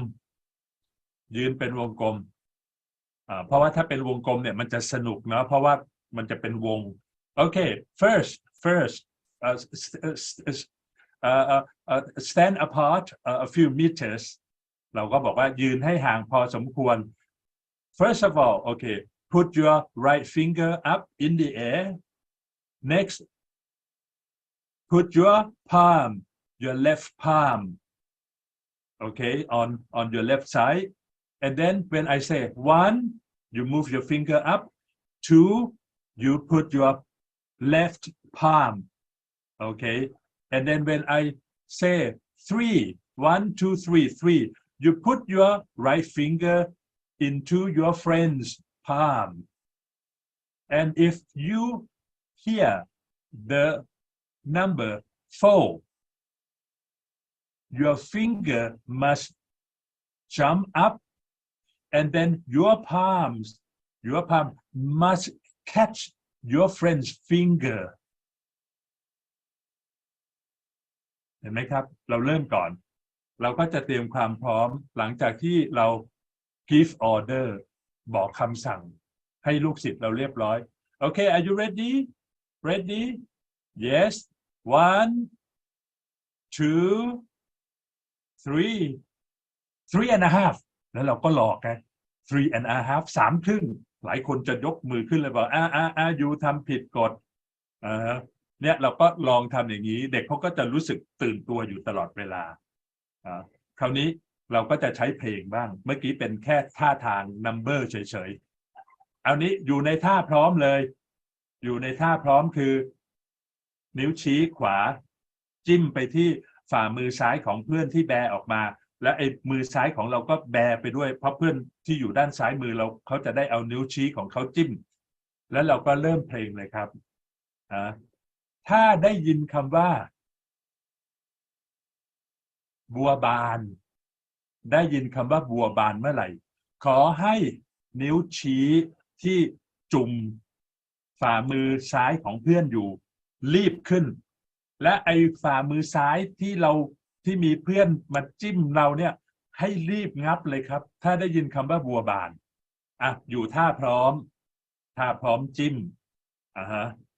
แล้วก็ซ้ายมือก็แบไปแล้วเราก็ร้องเพลงลงเรือน้อยลอยวนมันก็จะมีจังหวะใช่ไหมบึมบึมบึมบึมบึมในสายชนห้วยละหานบึมบึมบึมบึมมีทั้งบัวตามเนื้อเพลงเนี่ยมันต้องมีทั้งบัวตูมบัวบานแต่เราก็ร้องแบบบัวอย่างอื่นสิอย่าเพิ่งบัวบานบัวมีหลายชนิดใช่ไหมก็ร้องไปมีทั้งบัวตูมบัวหลวง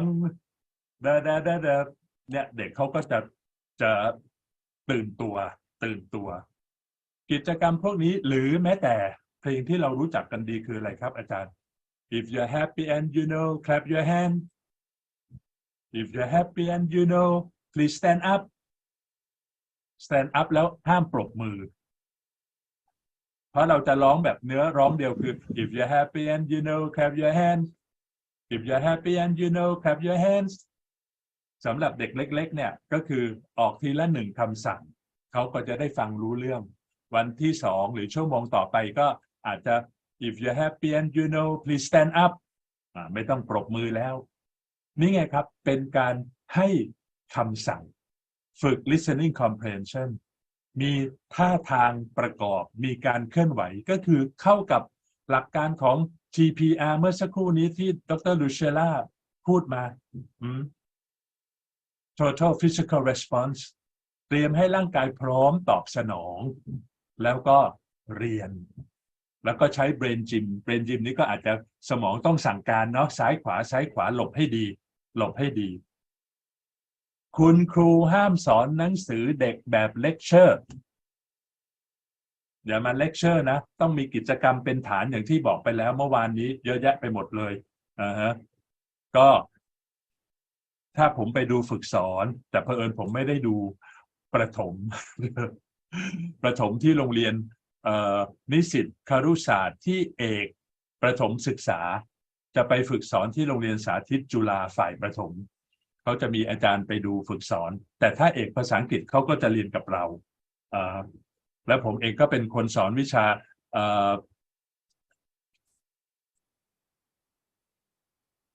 teaching methods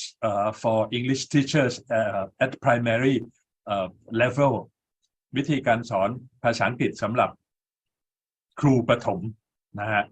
เนี่ยเราก็จะสอนเขาพวกที่เอกภาษาอังกฤษที่อะไร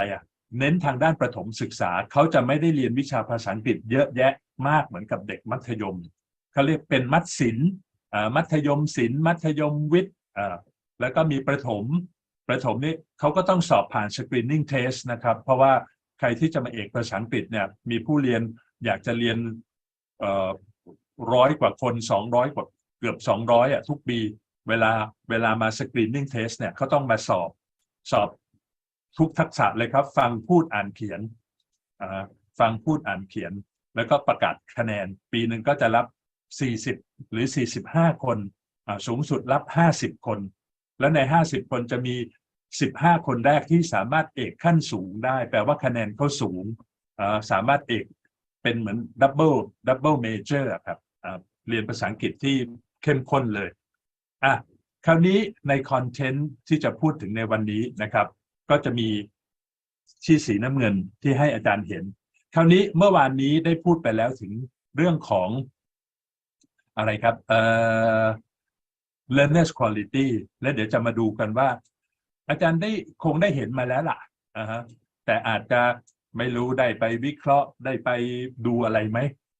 ในเรื่องของ learner's quality เนี่ยในหลักสูตรแกนกลางเนาะ เด็กที่จบป.3 Grade 3 graduates เขาจะต้องทำอะไรได้บ้างและดูนะครับตัวหนังสือสีแดงไว้นั่นแปลว่า act in compliance with the orders and the request heard เด็กเขาจะต้องทำตามคำสั่งหรือคำขอร้องที่ได้ยินแปลว่าเน้นอะไรทักษะอะไรครับ listening แล้วคำสั่งหรือการขอร้องที่เกี่ยวข้องกับเด็กป.3 มีอะไรบ้างอาจารย์เราก็ต้องสร้างขึ้นมาใช่เปล่าเราก็ต้องสร้างขึ้นมาแล้วก็ต้องเป็นสิ่งที่เกี่ยวข้องกับผู้เรียนเพราะฉะนั้นถึงบอกว่าการสอนเด็กเนี่ยทุกอย่างพยายามเชื่อมโยงกับผู้เรียนนะอย่าทำอะไรที่มันเว่อร์ถามว่าสั่งอาหารในภัตตาคารได้ไหมก็อาจจะได้เนาะถ้าพ่อแม่อนุญาตส่วนใหญ่ก็พ่อแม่กับผู้ใหญ่ก็จะสั่งให้เด็กหมดแต่ถามว่ามีโอกาสได้ไหมได้และเด็กที่อยู่ตามโรงเรียนบ้านนอกคอกนาชนบทเขาจะมีโอกาสสั่งอะไรบ้างไหมมันต้องนึกถึงสิ่งที่เป็นจริงและเกี่ยวข้องกับผู้เรียนในชีวิตของเขาด้วยนะฮะเนี่ยเราก็สร้างบทเรียนที่เกี่ยวข้องได้ต่อมา pronounce the alphabets words groups of words simple sentences as chunks by observing the principles of pronunciation ครูประถมก็ต้องรู้วิธีการหลักการออกเสียงalphabets พยัญชนะในภาษาอังกฤษมี26ตัว words คำอาจารย์ก็เรียนมาแล้วเนาะเรื่องของ pronunciation คำหนึ่งพยางค์ของภาษาอังกฤษคำว่า book bilingual เสียง b แล้วสระเสียงสั้นแล้วก็ final sound เห็นไหมครับมี initial sound เสียงต้นเสียงกลางซึ่งส่วนใหญ่จะเป็นเสียงสระเป็น vowel sound แล้วก็ final sound คือเสียงท้ายคำถ้าลูกศิษย์เราออกเสียงว่าthis is a book did eat a book did eat ด้วยนะ did eat แปลว่ากินเหมือนพูดคำว่ากินเลยdid eat มันต้องเป็น this is a book แล้วถ้าลูกศิษย์เราออกเสียง book no ก็ไม่ได้เสียงท้ายของภาษาอังกฤษก็มีความสำคัญเพราะฉะนั้นเรื่องของ pronunciation accurately tell the meaning of the word บอกความหมายของคำที่หรือกลุ่มคำที่ได้ยินก็แปลว่าต้อง listening และฟังออกและอย่างที่บอกแล้วว่าการสอนคำศัพท์การสอนคำศัพท์พยายามเอาคำนั้นไปใช้ในบริบท give me your book give me your hand give me your pen อะไรก็ตามที่เด็กเขามีอยู่เราจะขอเขาดูซิว่าเขาฟังและเขารู้เรื่องไหมโอเคนะครับ answer the question from sentences dialogues and simple tales heard ได้ยินเรื่องราว simple tale เรียบง่ายธรรมดาเด็กเขาสามารถตอบคำถามได้อาจารย์ก็มีเรื่องเล่าสั้นๆ4-5 ประโยคแล้วก็ถามคำถาม storytelling เมื่อกี้ดร. Lucilla ก็พูดถึงเพราะฉะนั้นคุณครูก็ต้องอย่างเช่นบอกว่าวันนี้ถ้าตั้งใจเรียนเดี๋ยวครูจะมีนิทานมาเล่า1 เรื่องสั้นๆอาจารย์ก็ต้องพยายามทำให้มันสั้นที่สุดเนาะต่อมา engage in interpersonal communication using short and simple words and the patterns heard เขาให้ทำไมครับให้เราดูอะไรเอ่ยก็ไปพูดคุยกับผู้เรียนใช้คำสั้นๆคำที่มันเรียบง่ายโดยมีแพทเทิร์นรูปแบบก็ส่วนใหญ่เราก็จะเป็นการออกคำสั่งหรือขอร้องหรือ classroom expressions ที่เมื่อวานก็พูดไปแล้วอาจารย์เอามาใช้ด้วยเลยนะครับ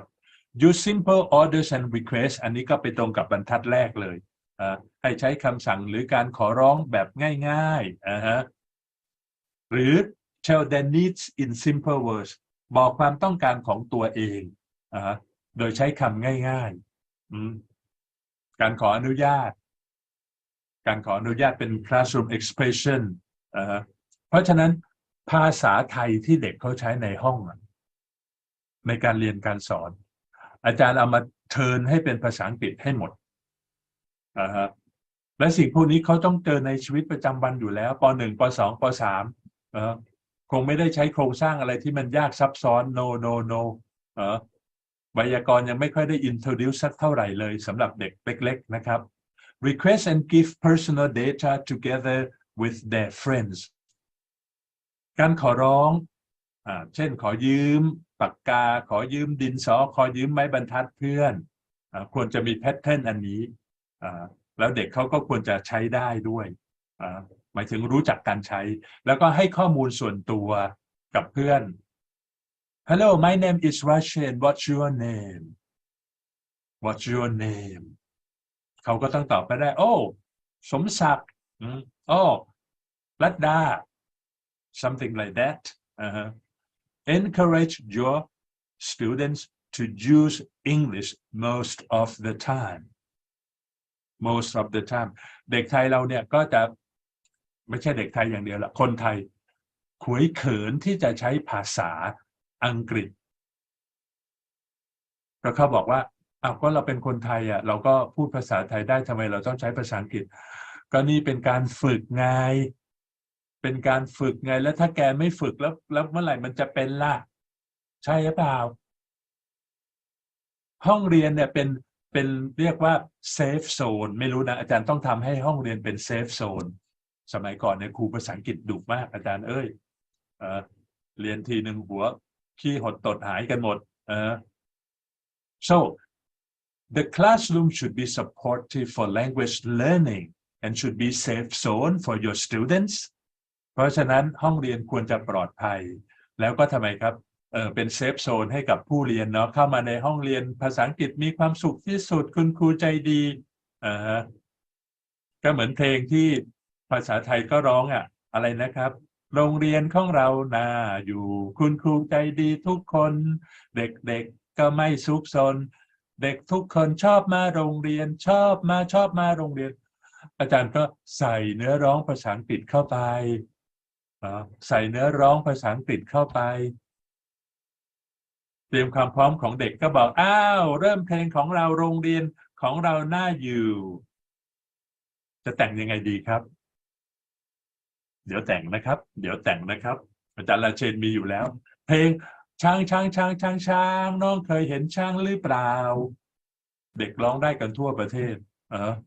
แล้วเนี่ยใส่ภาษาอังกฤษเข้าไปอาจารย์ราเชนก็มีนะครับแต่ไม่บอกละครับอาจารย์ต้องแต่งมาแล้วมาแลกกันหรือจะสอนเพลง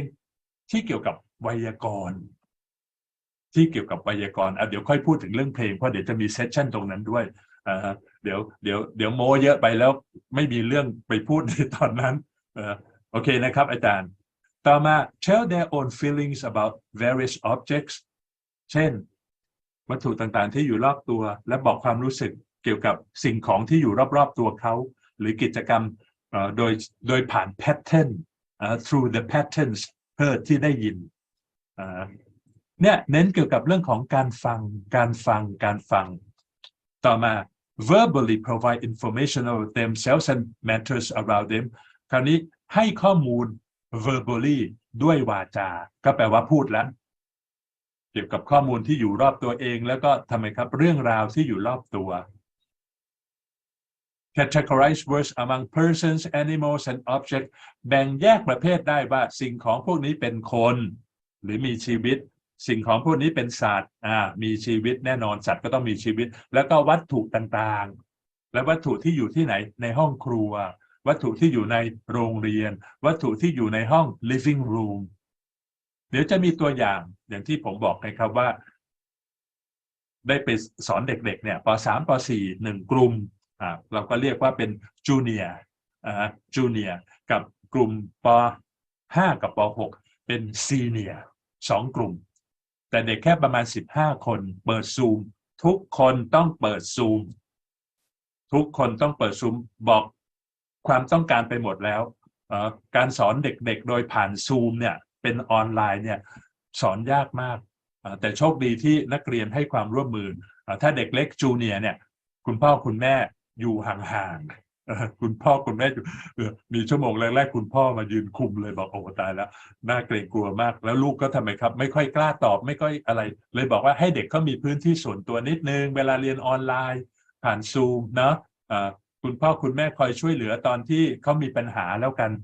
ทางด้านเทคนิคเข้ามาช่วยก็ดีนะฮะอาจารย์มี15คนแล้วก็เห็นหน้าหมดเลยเข้าใจหรือไม่เข้าใจเวลาเราบอกให้สั่งให้เวลา3 นาทีให้เวลา5 นาทีเหลืออีก2 นาทียังไม่เสร็จเลยมีปัญหาอะไรไหมครับทำไมยังไม่เสร็จทำไมเพื่อนคนอื่นเขาเสร็จแล้วใครยังไม่เสร็จเดี๋ยวครูเข้าไปช่วยเนี่ยทำนองนี้แล้วก็แบ่งแยกประเภทให้ได้แล้วคำศัพท์เนี่ยสอนเวลาสอนเราทำไมครับ concrete สิ่งที่เป็น concrete แต่คราวนี้ถ้าสอนอะไรที่มันจับต้องไม่ได้เป็น abstract เราจะสอนยังไงเดี๋ยวจะมีเทคนิคบอกแล้วอย่าลืมไปทำนะครับ Speak and act by observing social manners culture of native speakers พูดและปฏิบัติโดยการสังเกตกิริยามารยาททางสังคมหรือวัฒนธรรมของเจ้าของภาษาฝรั่งเนี่ยเวลาเขาพูดเห็นไหมเด็กเขาจะยกมือถามแล้วก็มี turn taking ให้เวลาหมายถึงสลับกันนะครับ turn taking คนนี้พูดอีกคนหนึ่งต้องฟังพอเพื่อนพูดอีกคนหนึ่งก็ต้องฟังสลับกันไม่ใช่แย่งกันพูดและต้องมีมารยาทยกมือนะครับ Tell the names and simple terms about festival important days celebrations and lifestyles of native speakers บอกชื่อและคำง่ายๆเกี่ยวกับประเพณีเมื่อวานนี้หรือวันนี้หนอเป็นวันอะไรนะครับห้ามตอบว่าเป็นวันเสาร์และวันอาทิตย์นะครับไหนใครตอบมาหน่อยสิคุณครูที่สอนภาษาอังกฤษเป็นวันอะไรเอ่ยเงียบหมดสงสัยหลับหมดแล้ววันอะไรคะถ้าคุณครูตอบไม่ได้เดี๋ยวจะให้วันอะไรเอ่ยวันฮาโลวีนค่ะวันฮาโลวีนวันอะไรครับฮาโลวีนค่ะ yes ฮาโลวีนฮาโลวีนและปกติเวลาสอนเนี่ยใกล้ๆวันฮาโลวีนมีกิจกรรมอะไรไหมครับมีค่ะให้กินฟักทองเชื่อมเหรอคะมีค่ะให้แต่งหน้าก็ได้ค่ะให้เด็กแต่งหน้าใส่หมวกแล้วก็สอนคำศัพท์ค่ะโอเคดีมากมีกิจกรรม คือฮาโลวีนนี้มันเป็นอะไรที่สนุกทั้งเด็กและผู้ใหญ่เนาะผู้ใหญ่เขาก็จะมีฮาโลวีนปาร์ตี้สอนบูรณาการวันฮาโลวีนดีมากแล้วถ้าใช้ MI ด้วยยิ่งดีใหญ่เลย multiple intelligence กับวันฮาโลวีนแล้วอาจารย์คือเมื่อก่อนเนี่ยฮาโลวีนเมืองไทยมันก็เฉยๆเนาะเงียบๆแต่พอรู้สึกช่วงหลังสักน่าจะ10 ปีหรือ25 ปีที่ผ่านมาเนี่ยรู้สึกโอ้เขาตื่นเต้นกันมากเลยฮาโลวีนมีชุดเชิ้ตอะไรใส่มาด้วยเนาะไปเดินตามห้างพ่อแม่ก็ให้ลูกแต่งเป็นปีศาจเป็นค้างคาวดูดเลือดร่างนู่นนี่นั่นโอเคนะครับ Student made the mask and learn the words okay good very nice just let students know about Western culture by learning vocabulary and tell ghost stories ผีไทยเราก็มีเนาะผีไทยเราก็มีหลากหลายประเภทด้วยกระสือกระหังผีนางนาคผีตะเคียนเจ้าแม่ตะเคียนทองบุญเพ็งหีบเหล็กมีอะไรอีกล่ะแม่นาคพระโขนงมีหลายอย่างเพราะฉะนั้น celebrations ทั้งหลายผีหัวขาดภาษาอังกฤษว่าไงไหนพูดมาแล้วอาจารย์พิเชษครับ ผีหัวขาดเนี่ย headless ต้อง LESS go good แล้วผีตาโขนล่ะผีตาโขนใช่ไหมเนี่ยให้เด็กแต่งเป็นผีตาโขนผมไปดูประเพณีเขาโอ้โหสนุกมากอาจารย์ครั้งหนึ่งในชีวิตไปเมื่อสักก่อนโควิดไปดูผีตาโขนโอ้โหสนุกมากแล้วแบบทั้งเมืองเลยครับของจังหวัดเลยเนี่ยเยี่ยมอาจารย์อย่าลืมไปเที่ยวชมบ้างเนาะผีปอบดีมากผีปอบผีชาติไหนเนี่ยน่ากลัวที่สุดเวลาดูหนังผมว่าผีฝรั่งน่ากลัวไอ้ผีไทยนี่แบบตลกนิดเนาะผีไทยอาจจะไม่ได้หวาดเสียวมากผีไทยแบบผมว่าผีไทยเนี่ยตลกและโดยเฉพาะคนที่วิ่งหนีผีวิ่งช้ามากเป็นเหมือน slow motion อาจารย์เคยฝันถึงผีไหมHave you ever dreamed of Thai ghost? It seems like we are moving very slowly. ถ้าเกี่ยวกับเทศกาลหรือความเชื่อของต่างศาสนาจะอธิบายแค่คร่าวๆเพราะเด็กเป็นมุสลิมเกือบ 100%อันนี้ก็จะมีข้อจำกัดถ้าอาจารย์สอนเด็กมุสลิมเนาะเขาก็อาจจะมีข้อจำกัดการรับรู้เรื่องนี้ฟังได้ฟังไม่ได้ผมเองก็มีลูกศิษย์ที่เป็นมุสลิมแล้วก็ไปสอนหนังสือที่ยะลาด้วยเสาร์อาทิตย์บินไปสอนหนังสือที่ยะลาแล้วเราก็ถามบางทีเราก็จะมีตัวอย่างมีคำว่าหมูเหมอยกได้ไหมเนี่ยครูยกตัวอย่างพูดอย่างนี้ได้ไหมเขาบอกเอาได้ไม่เป็นไรค่ะไม่เป็นไรก็มันไม่ได้เกี่ยวกับความเชื่อไปทำให้เพราะว่าเราแค่เพียงกล่าวเป็นตัวอย่างก็บางอย่างมันก็ต้อง cultural sensitivity cultural sensitivity เราต้องมีความอะไรความอ่อนไหวทางด้านวัฒนธรรมด้วยนะครับก็เลือกเอานะครับเลือกเอาเราก็แชร์ของทุกศาสนาที่เป็นประเพณีที่สำคัญอย่างเช่นวันฮารีรายอฮารีรายอวันถือศีลอดของชาวมุสลิมเนาะและเราก็เอามาเล่ามาแชร์วันเข้าพรรษาของศาสนาพุทธวันศาสตร์จีนหรือวันตรุษจีนก็ว่ากันไปคนไทยเราเนี่ยส่วนใหญ่ก็จะเข้าได้กับทุกเทศกาลเนาะเราก็อาจจะโชคดีตรงที่ว่าเราเข้าได้กับทุกเทศกาลโอเคครับ very good thank you for sharing and then they participate in language and cultural activities fitted ให้เหมาะกับระดับของอายุอันนี้ก็สำคัญวันคริสต์มาสใกล้จะเข้ามาแล้วเนาะ Christmas is around the corner ตอนผมเรียนอยู่ที่อเมริกาเนี่ยผมเข้าร่วมทุกเทศกาลเลยครับเพราะว่ามันเป็นโอกาสของเราOktoberfest ของเยอรมันในอเมริกาเผอิญที่เท็กซัสเนี่ยก็จะมีเมืองหนึ่งที่เป็นชุมชนของชาวเยอรมันมาอาศัยอยู่เยอะแยะเลยเขาก็จะมีเนี่ยเทศกาลดื่มเบียร์เดือนตุลาคมหรือเทศกาลที่เป็นฟีเอสตาเป็นขบวนแห่แหนประดับด้วยดอกไม้สวยงามของเมืองซานอันโตนิโอที่ผมเรียนอยู่ที่รัฐเท็กซัสมี1 ใน 3ของขบวนแห่แหนของประเทศมีที่ลอสแอนเจลิสมีที่ฟลอริดาแล้วก็มีที่ซานอันโตนิโอที่เท็กซัสนะครับหรือวัน Thanksgiving Day ช่วงแบบอะไรวันขอบคุณพระเจ้าเราได้ไปถูกเชิญให้ไปบ้านเพื่อนฝรั่งแล้วก็เขาก็ทำไก่งวงย่างเยิ่งทำอาหารให้รับประทานวันคริสต์มาสเราก็ไปตกแต่งร่วมเฉลิมฉลองอะไรก็เขาก็เชิญชวนเราเพราะว่าเขาก็อะไรล่ะไม่อยากให้เราเหงาเนาะช่วงเทศกาลเนี่ยชาวประเทศเจ้าของประเทศหรือคนในชาตินั้นๆเขาก็เฉลิมฉลองเยอะแยะไปหมดเลย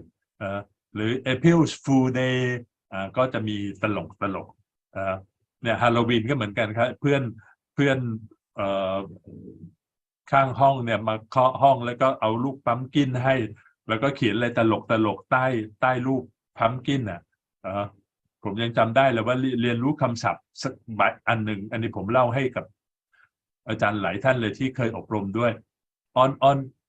on the Halloween day the Jim who is my neighbor he was knocking my door and then when I opened up he handed me a little pumpkin and I look at it okay he draw a face of a ghost and then under the little pumpkin he wrote for you a big fart พอผมอ่านว่า for you a big fart F-A-R-T fart เราก็ไม่รู้ว่า fart แปลว่าอะไรแต่มันคงต้องเป็นอะไรที่ตลกแน่เลยเพราะหน้าตาจิมมันก็ยิ้มเราก็หัวเราะ แล้วก็หัวเราะพอจิมกลับไป consult a dictionary ไปเปิด dictionary ดูปรากฏว่า fart แปลว่าตดโทษครับแปลว่าตดแต่ทั้งปีทั้งชาติเราไม่เคยอยากจะไปรู้เลยว่าไอ้คำว่าตดภาษาอังกฤษคืออะไรเนี่ยมันก็เป็นบริบทที่ทำให้เกิดการเรียนรู้นี่คือ acquiring a language จำได้ไหมครับอาจารย์เมื่อวานพูดระหว่าง learning ถ้า learning มันต้องอยู่ในห้องเรียนที่เป็น formal หน่อยคุณครูสอนนู่นนี่นั่นแต่พอเป็น acquiring เนี่ยแปลว่าเราได้จาก comprehensible input ที่มันอยู่รอบตัวเราเนี่ยสำคัญมากและในห้องเรียนถ้าอาจารย์ใช้ภาษาไทยทั้งหมด if you keep talking or conducting the class in Thai how can your student get comprehensible input in English no way เพราะฉะนั้นเป็นไปไม่ได้ครับนั้นตัวคุณครูก็ต้องรู้ด้วยว่าไม่รู้เราสอนภาษาอังกฤษมันต้องสื่อสารได้ครับต้องสื่อสารได้นี่นะบอกไปแล้วว่าถ้าคุณครูภาษาอังกฤษเนี่ยสอนเนี่ยนะต้องมีโบนัสให้พิเศษนะเพราะสอนภาษาต่างประเทศเนี่ยมันเป็นเรื่องที่ยากเหมือนกันนะครับถ้าเราไม่ได้เอกมาด้านนั้นตรงๆหรือไม่ได้เชี่ยวชาญมันต้องมีเรื่องอื่นๆเข้ามาเกี่ยวข้องด้วยโอเค next I would like to mention a little bit more about the differences between sounds of alphabets, words, groups of words, and simple sentences. พวกนี้เราก็ต้องเรียนรู้อาจารย์เสียงที่เหมือนและแตกต่างในภาษาไทยกับภาษาอังกฤษตัว R ไม่ใช่รอเรือนะครับตัว L ก็อาจจะคล้ายลอลิงแต่ก็ไม่ใช่ลอลิงนะครับW-I-L will ไม่ได้ออกเสียงว่าวินนะครับถ้าวินต้อง W-I-N ตัว W-I-N-E wine เหล้าวายครับวายไม่ใช่เหล้าเขาเรียกว่าเป็นเครื่องดื่มคือวายก็ไม่เหมือนกับคำว่า V-I-N-E คือ vine เห็นไหมครับเสียง v กับเสียง w W-H what ไม่ใช่วอแหวนนะครับ what มันเป็น how W-H how ไม่ใช่วอแหวนแต่พอพูดเร็วๆฟังเร็วๆแล้วมันเหมือนกับ what when where why how ดังนั้นใครออกเสียงวอแหวนออกมาไม่ถูกมันต้องเป็น what when where มันเหมือนเป็นเค้นๆออกมาถ้าวอแหวนมันไม่ต้องเค้นคราวนี้อีกหลายอย่างที่เราจะต้องเตรียมพร้อมนะครับในการเป็นครูสอนภาษาอังกฤษนอกจากรู้ว่าเด็กจบป.3 เขาต้องทำอะไรได้บ้าง Identify words related to other learning areas ระบุคำที่เกี่ยวข้องกับวิชาอื่นๆได้เช่นคำว่าเรขาคณิตภาษาอังกฤษคืออะไรกระบวนการสังเคราะห์แสงภาษาอังกฤษคืออะไรปุ๋ยที่ไม่ใช่พรทิพย์ครับปุ๋ยภาษาอังกฤษว่าไงแร่ธาตุว่ายังไงพวกอย่างนี้ด้วยนี่ไงถึงเรื่องของ content area เมื่อกี้ดร. Lucilla ก็พูดมาแล้วว่า เราใช้วิธีการของทำไมครับคอนเทนต์ที่เด็กเขาอยากเรียนนะและที่เขาต้องเจอในชีวิตประจำวันการสังเคราะห์แสงเนี่ยต้องเจออยู่แล้ววิชาวิทยาศาสตร์ตั้งแต่เด็กๆผมก็ยังจำได้เลยสีเขียวของอะไรนะใบไม้ที่มันมีอะไรอยู่นะครับมีอะไรนะคลอโรฟิลและเด็กเขียนภาษาอังกฤษได้ไหมวิชาสุขศึกษาเรื่องของอะไรนะอาหารหลัก5 หมู่เด็กรู้ไหมครับเด็กรู้ไหมครับภาษาอังกฤษเขียนยังไงคาร์โบไฮเดรตเขียนยังไงอาหารประเภทคาร์โบไฮเดรตมีอะไรบ้างโอ้โหเรื่องฟู้ดพีระมิดก็มาเลยครับต่อมา listen talk about simple situations in the classroom ให้พูดคุยแล้วก็ฟังเรื่องสถานการณ์ต่างๆในห้องเรียนวันนี้ห้องเรียนเป็นยังไงเหมือนกับรายงานว่าวันนี้มีผู้มาเรียนกี่คนขาดกี่คนแล้วทราบสาเหตุการขาดไหมเราก็มาเหมือนกับ daily report เหมือนกับ daily report take turn ก็ได้ครับเดือนหนึ่งมี30 วันก็นักเรียนมี30 คนหรืออะไรก็แล้วแต่take turn กันมารายงานหน้าห้องเนี่ยการทำให้ภาษามัน meaningful แล้วก็ทำไมครับ relevant เกี่ยวข้องกับผู้เรียนอาจารย์ต้องเป็นผู้จัดกระทำเท่านั้นตำราภาษาอังกฤษที่ใช้มาเนี่ยมันเกี่ยวข้องกับไอ้พวกอย่างนี้บ้างไหมลองไปดูซิไม่ใช่สอนทุกอย่างที่อยู่ในหนังสือแล้วก็มาบ่นว่าสอนไม่ทันจบเลิกกันทางวิชาการของโรงเรียนก็ไม่รู้ครูผู้สอนก็ไม่รู้ไม่ศึกษาเรื่องของหลักสูตรอีกต่างหากไปกันใหญ่เลยคราวนี้แล้วมาบอกว่าโอ้ยงานคุณครูเยอะมากเลยค่ะอาจารย์งานนู้นเราเข้าใจอาจารย์ยอมรับนี่ว่ามาเป็นครูเพื่ออะไรครับ by choice หรือ by chance ถ้าคน by choice คงอาจจะอยู่ต่อนะเพราะว่าฉันเลือกเองแต่ถ้า by chance ฉันไม่ได้อยากมาเป็นครูหรอกจับพัดจับผูไม่มีงานทำก็มาสอนหนังสือดีกว่าเตะฝุ่นอย่างนี้ก็สมควรleave เวทีนะฮะขอเชิญไปที่อื่นแล้วกันบางคนก็ไม่ได้ตั้งใจมาเป็นครูแต่พอมาเป็นครูแล้วโอ้โหชอบรักเด็กตั้งใจเรียนเราก็เจอลูกศิษย์ดีๆไงแล้วก็มีแรงจูงใจแต่จะเจอลูกศิษย์ดีหรือไม่ดีหน้าที่ของเราคือต้องทำให้เขารักการเรียนรู้แล้วก็เป็นคนดีอาจารย์พูดง่ายๆเลยผมเนี่ยดูลูกศิษย์ไม่รู้ว่าใครจะเกลียดครูหรือจะยังไงก็ตามครูไม่เกลียดเธอเพราะหน้าที่ของครูเธอจะเกลียดครูก็ช่างหัวเธอแต่สักวันหนึ่งแกจะได้รู้สึกว่านี่ถ้าฉันไม่ดุไม่ว่าไม่อะไรนี้แปลว่าฉันเห็นแกเป็นอากาศธาตุแล้วนะฉันไม่สนใจใยดีด้วยแล้วเด็กเขาก็จะรู้สึกเองนะอาจารย์มันมีเซนส์เขาต้องมีเซนส์แต่เราไม่ควรทำอย่างนั้นเราควร treat ลูกศิษย์ equally okay next use foreign languages to collect relevant terms around them นี่ไงใช้ภาษาต่างประเทศเผอิญภาษาต่างประเทศในที่นี้เราก็มีภาษาอังกฤษภาษาจีนภาษาญี่ปุ่นแล้วแต่โรงเรียนไหนเขาจัดให้เด็กเรียนด้วยชี้อะไรของในรอบตัวได้อะไรที่อยู่บนตัวบอกเป็นภาษาอังกฤษได้หมดเป็นต้นable to use foreign languages focus on listening and speaking เห็นไหมครับ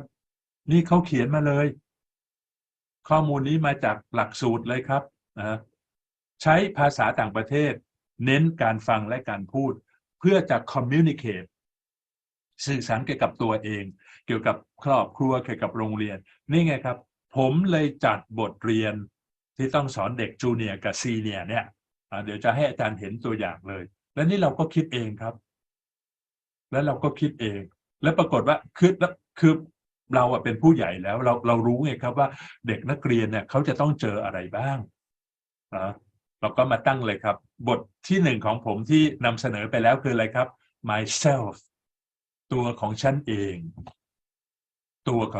ดี๋ยวจะให้เห็น lesson plan ที่ทำเลยนะครับเราก็ต้องคิดมาเองครับ อันที่สองวันที่สอง my อะไรวะ my family ครอบครัวของฉันmy family หรือ my house ไม่รู้ประมาณนี้อันที่สามคือ my school โรงเรียนผมโรงเรียนแล้วยังไม่รู้ประมาณนี้ครับประมาณเกี่ยวกับสถานที่เพราะฉะนั้นเด็กเขาสามารถใช้ภาษาต่างประเทศเน้นการฟังกับการพูดเพื่อสื่อสารเกี่ยวกับตัวเองเกี่ยวกับครอบครัวโรงเรียนสิ่งที่อยู่รอบสิ่งแวดล้อมอยู่รอบๆอาหารเครื่องดื่มเวลาว่างเขาทำอะไรแล้วก็พวกสันทนาการได้ประมาณ300ถึง450คำครับอาจารย์นักเรียนลูกศิษย์เราจบป.3 เขาต้องรู้ภาษาอังกฤษประมาณ300หรือ450คำรู้ไหมครับลูกศิษย์เรา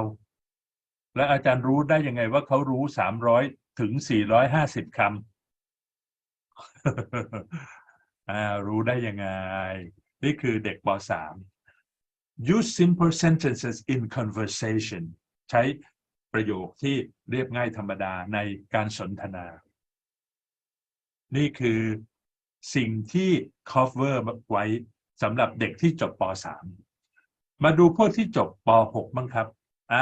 ก็คล้ายๆกันครับมี orders มี request แล้วก็มี instruction เพิ่มขึ้นมาเมื่อกี้ป.3 มีแค่ orders กับ request แต่พอจบป.6 ปุ๊บจะต้องมี instruction คำสั่งหรือคำแนะนำบางอย่างที่เขาได้ยินเช่นเนี่ย wearing a facial mask การสวมใส่หน้ากากอนามัยทำเป็นขั้นตอนเป็น instruction ว่าต้องทำยังไงบ้าง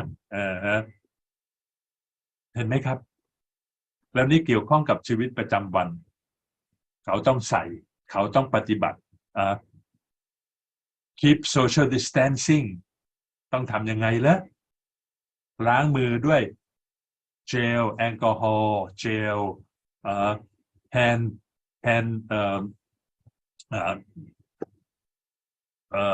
อะไรล่ะน้ำยาล้างมือแอลกอฮอล์ล้างมือทั้งหลายแหล่เนี่ยศัพท์พวกนี้มันอยู่ในชีวิตประจำวันที่เขาต้องรู้ accurately read อันนี้เพิ่งจะมามีเรื่องของการอ่านแน่นอนครับพอป.5 ป.6 เนี่ยก็ต้องมีเน้นการอ่านบ้าง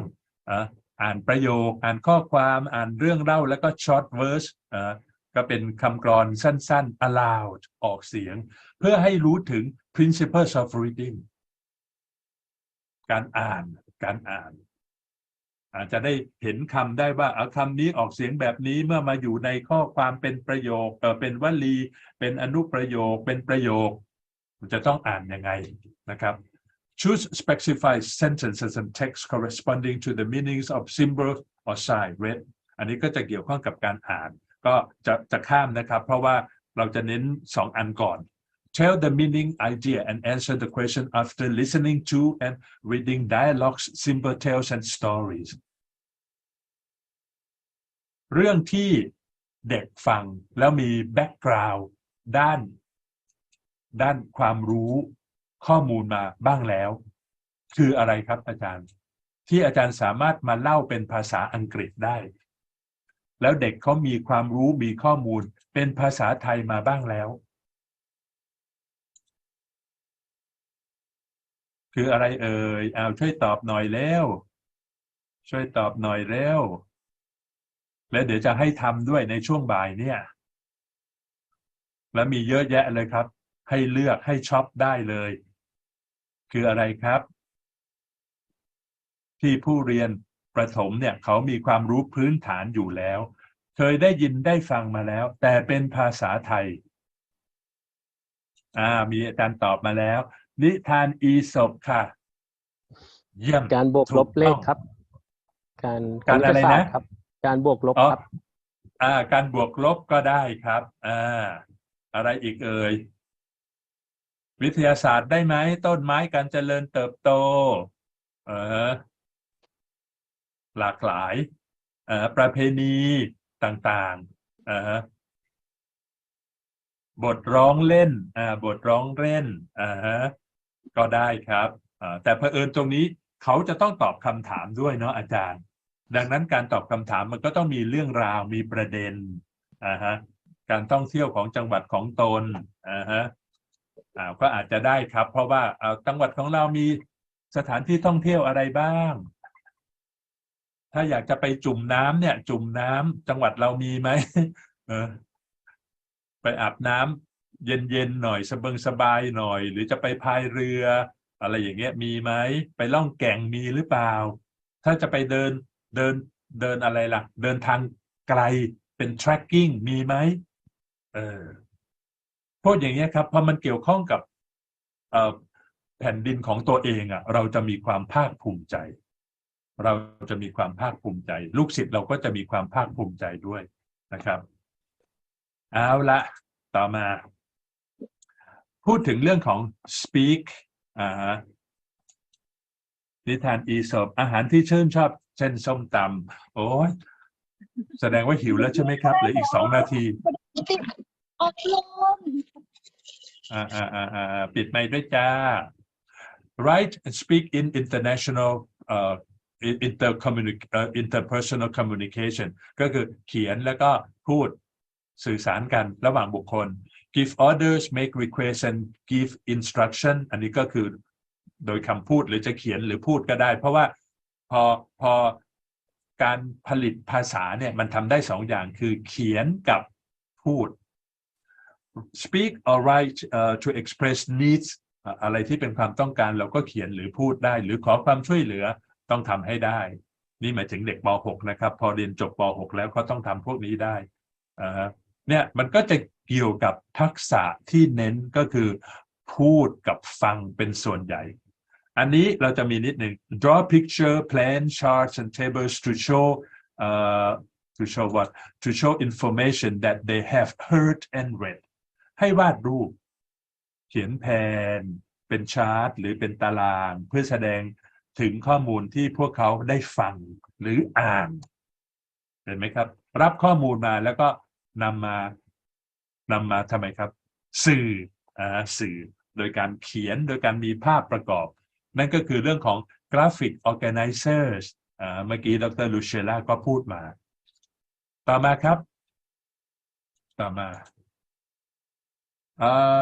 speak or write to show opinions about various matters around them การแสดงความคิดเห็นอย่างเช่น should a student wear school uniform นักเรียนควรแต่งเครื่องแบบไหมครับนักเรียนควรแต่งเครื่องแบบไหมครับมีคำถามไว้แล้วเดี๋ยวมาดีเบตบางคนก็อาจจะ yes บางคนก็อาจจะ no ก็ต้องมีเหตุผลมา support แล้วเราก็ยอมรับและถ้ากฎของสังคมที่นี่สังคมแห่งนี้เขาเป็นแบบนี้โอเคยูก็ต้องยอมรับโรงเรียนนานาชาติบางแห่งเขาก็มียูนิฟอร์มฝรั่งนี่นะถ้าโรงเรียนไหนสถาบันการศึกษาไหนต้องใส่ชุดเครื่องแบบค่าเทอมโคตรแพงเลยอาจารย์แต่ถ้าแต่งชุดธรรมดาสวยงามตามเรื่องราวก็ไม่ค่อยเท่าไหร่นั่นเห็นไหมครับว่าปกติเขาคงอาจจะไม่ค่อยอยากจะอยู่ในกฎระเบียบในเครื่องแบบที่มันตายตัวเหมือนทหารเหมือนกับข้าราชการที่ต้องมีชุดอะไรพวกอย่างเงี้ยแต่ข้าราชการหรือคนทำงานในองค์กรรัฐบาลเขาก็ไม่ได้บังคับให้ใส่เครื่องแบบทุกวันยกเว้นเวลามีงานทางราชการเขาถึงเพื่อความเป็นระเบียบเรียบร้อยวันอื่นๆธรรมดาอยู่ก็ใส่ให้มันสุภาพแค่นั้นเองต่อมาใช้คำหรือโทนเสียงครับอาจารย์ภาษาอังกฤษเนี่ยโทนมีความสำคัญมากไม่ใช่อาจารย์บอกว่า Good morning my dear student today I am very happy to teach you for this new semester แล้วหน้าตาก็ไม่ได้บ่งบอกถึงความแฮปปี้โทนเสียงก็โอ้ยโคตรจะธรรมดาเลยเด็กมันก็ไม่รู้สึกตื่นเต้นสิครับว่าอาจารย์พูดอะไรเนี่ยแล้วแฮปปี้จริงหรือเปล่าเนี่ยหน้าตาไม่เห็นยิ้มเลย เสียงก็ไม่บอก oh class good morning I'm very happy indeed to teach you this semester so I will be your English teacher หน้าตามันต้องไปด้วยเนาะก็เห็นฝรั่งไหมล่ะถ้าเขาแสดงอารมณ์ความรู้สึกเขาก็แบบคือเขา expressive ภาษาอังกฤษเนี่ย English is verbal แปลว่ามันต้องสื่อต้องพูดต้อง expressive ครับแต่มาไม่ค่อยเห็นฝรั่งพูดอะไรช้าๆเบาๆไม่ค่อยครับแล้วจะพูดคล่องด้วยทั้งเด็กทั้งผู้ใหญ่คือเขาเรียนมาตั้งแต่เด็กๆแล้ววัฒนธรรมหรือการเลี้ยงดูของเขามันเป็นแบบนี้อาจารย์ไปดูคลิปเด็กๆสิโอ้เด็กฝรั่งนี้ทำไมมันเฮ้ยมันอยู่แค่ประถมนะป.1 ป.2 ทำไมความคิดมันแบบเลิศอย่างนี้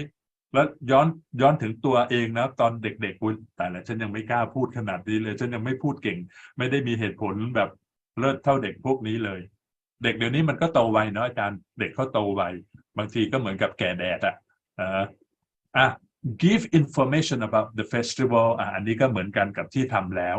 จะมีเรื่องของไลฟ์สไตล์เพิ่มขึ้นมา1อัน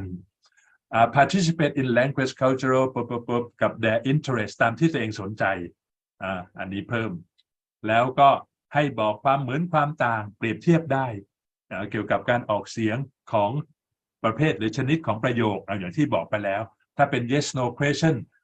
คำสุดท้ายเสียงสุดท้ายต้องเป็น rising intonation are you happy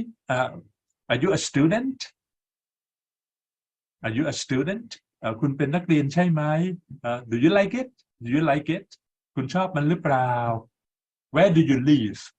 คุณอยู่ที่ไหนเหรอไม่ใช่ where do you live no pattern นะครับดังนั้นสิ่งพวกนี้คือเขาให้เริ่มมีการเปรียบเทียบแล้วชั้นประถมป.5 ป.6 เนี่ยเห็นความแตกต่างโตแล้วผมว่าโตตอนผมอยู่ป.7 ผมก็คิดว่าผมโตแล้วแล้วเราอยากเรียนมัธยมเต็มแก่แล้วเราไม่อยากเป็นเด็กประถมแล้วแล้วเสร็จปุ๊บก็ให้ค้นหาคำต่างๆที่เกี่ยวข้องกับวิชาอื่นๆจากแหล่งเรียนรู้ต่างๆแล้วก็นำเสนอโดยการพูดหรือการเขียนเพราะฉะนั้นอย่างเช่นผมสนใจเรื่องประวัติศาสตร์ผมชอบภูมิศาสตร์เราก็จะไปดูเรื่องของอะไรครับเรื่องของภูมิอากาศเรื่องของที่ตั้งประเทศต่างๆเมืองหลวงของประเทศนั้นๆถ้าเป็นประวัติศาสตร์ก็เรื่องราวที่มันเกิดขึ้นในอดีตหรือสถานที่ที่เกี่ยวข้องกับโบราณสถานโบราณวัตถุและมีความสำคัญทางประวัติศาสตร์ยังไงและเอามานำเสนอโดยการพูดและเขียนเห็นไหมครับเป็น productive skill โอเคเดี๋ยวพอตอนช่วงบ่ายนะครับเราจะกลับมาแล้วเดี๋ยวจะแนะวิธีการ8วิธี 8 fun teaching methods for young learners และเดี๋ยวเราจะได้มีการปฏิบัติอะไรกันบ้างนะครับเพื่อที่จะให้อาจารย์ไม่ใช่นั่งฟังอยู่อย่างเดียวเราต้องเกิดมีการเรียนรู้แลกเปลี่ยนกันและเอามาแชร์กันด้วยเพราะฉะนั้นnow it's 12:05 are you hungry now ถ้าไม่ตอบก็จะเรียนต่อนะครับ are you hungry now are you hungry now yes starving ถ้าถามว่า starving เนี่ยแปลว่าหิวมากเลยใช่ไหมหิวมากเลยหรือเปล่ามีคนตอบมา yes แปลว่าหิวจริงๆเนาะหิวจริงเพราะอะไรค่าเทอมแพงราคาต่างประเทศหมายถึงที่ใส่เครื่องแบบเหรออาจารย์เขาจะเป็น boarding school เขาจะเป็นโรงเรียนประจำมีเครื่องแบบมียูนิฟอร์มลูกผู้ลากมากดีต้องไปเรียนแล้วมันจะแพงมากค่าเทอมถ้าโรงเรียนธรรมดาเนี่ยเขาไม่ได้บังคับเครื่องแบบอะไรแล้วครับก็แล้วแต่ไปนั่นคือเหตุผลโอเค so I think that we will come back around 1:10 สักประมาณบ่ายโมง10 นาทีเพราะตอนนี้ผมเกินมา7 นาทีแล้วนะครับบ่ายโมง10 นาทีเดี๋ยวเรามาเจอกันนะครับเดี๋ยวอาจารย์เตรียมความพร้อมด้วยนะเดี๋ยวเราจะมี brain gym ด้วยเดี๋ยวจะมี brain gym มาทบทวนที่บอกไปเมื่อสักครู่นี้หลากหลายเพิ่มขึ้นด้วยนะครับโอเค so enjoy your lunch and see you at 1:10 in the afternoon. กตัญญูขออาสาเชิญชวนพี่น้องคนไทยทุกคนมาร่วมใจกันพัฒนาการศึกษาไทยกำไรสุทธิทุกบาทจะมอบเป็นทุนการศึกษาให้กับคุณครูนักเรียนให้กับโรงเรียนของรัฐทุกตำบลกตัญญูขออาสาเชิญชวนพี่น้องคนไทยทุกคนมาร่วมใจกันพัฒนาการศึกษาไทยกำไรสุทธิทุกบาทจะมอบเป็นทุนการศึกษาให้กับคุณครูนักเรียนให้กับโรงเรียนของรัฐทุกตำบล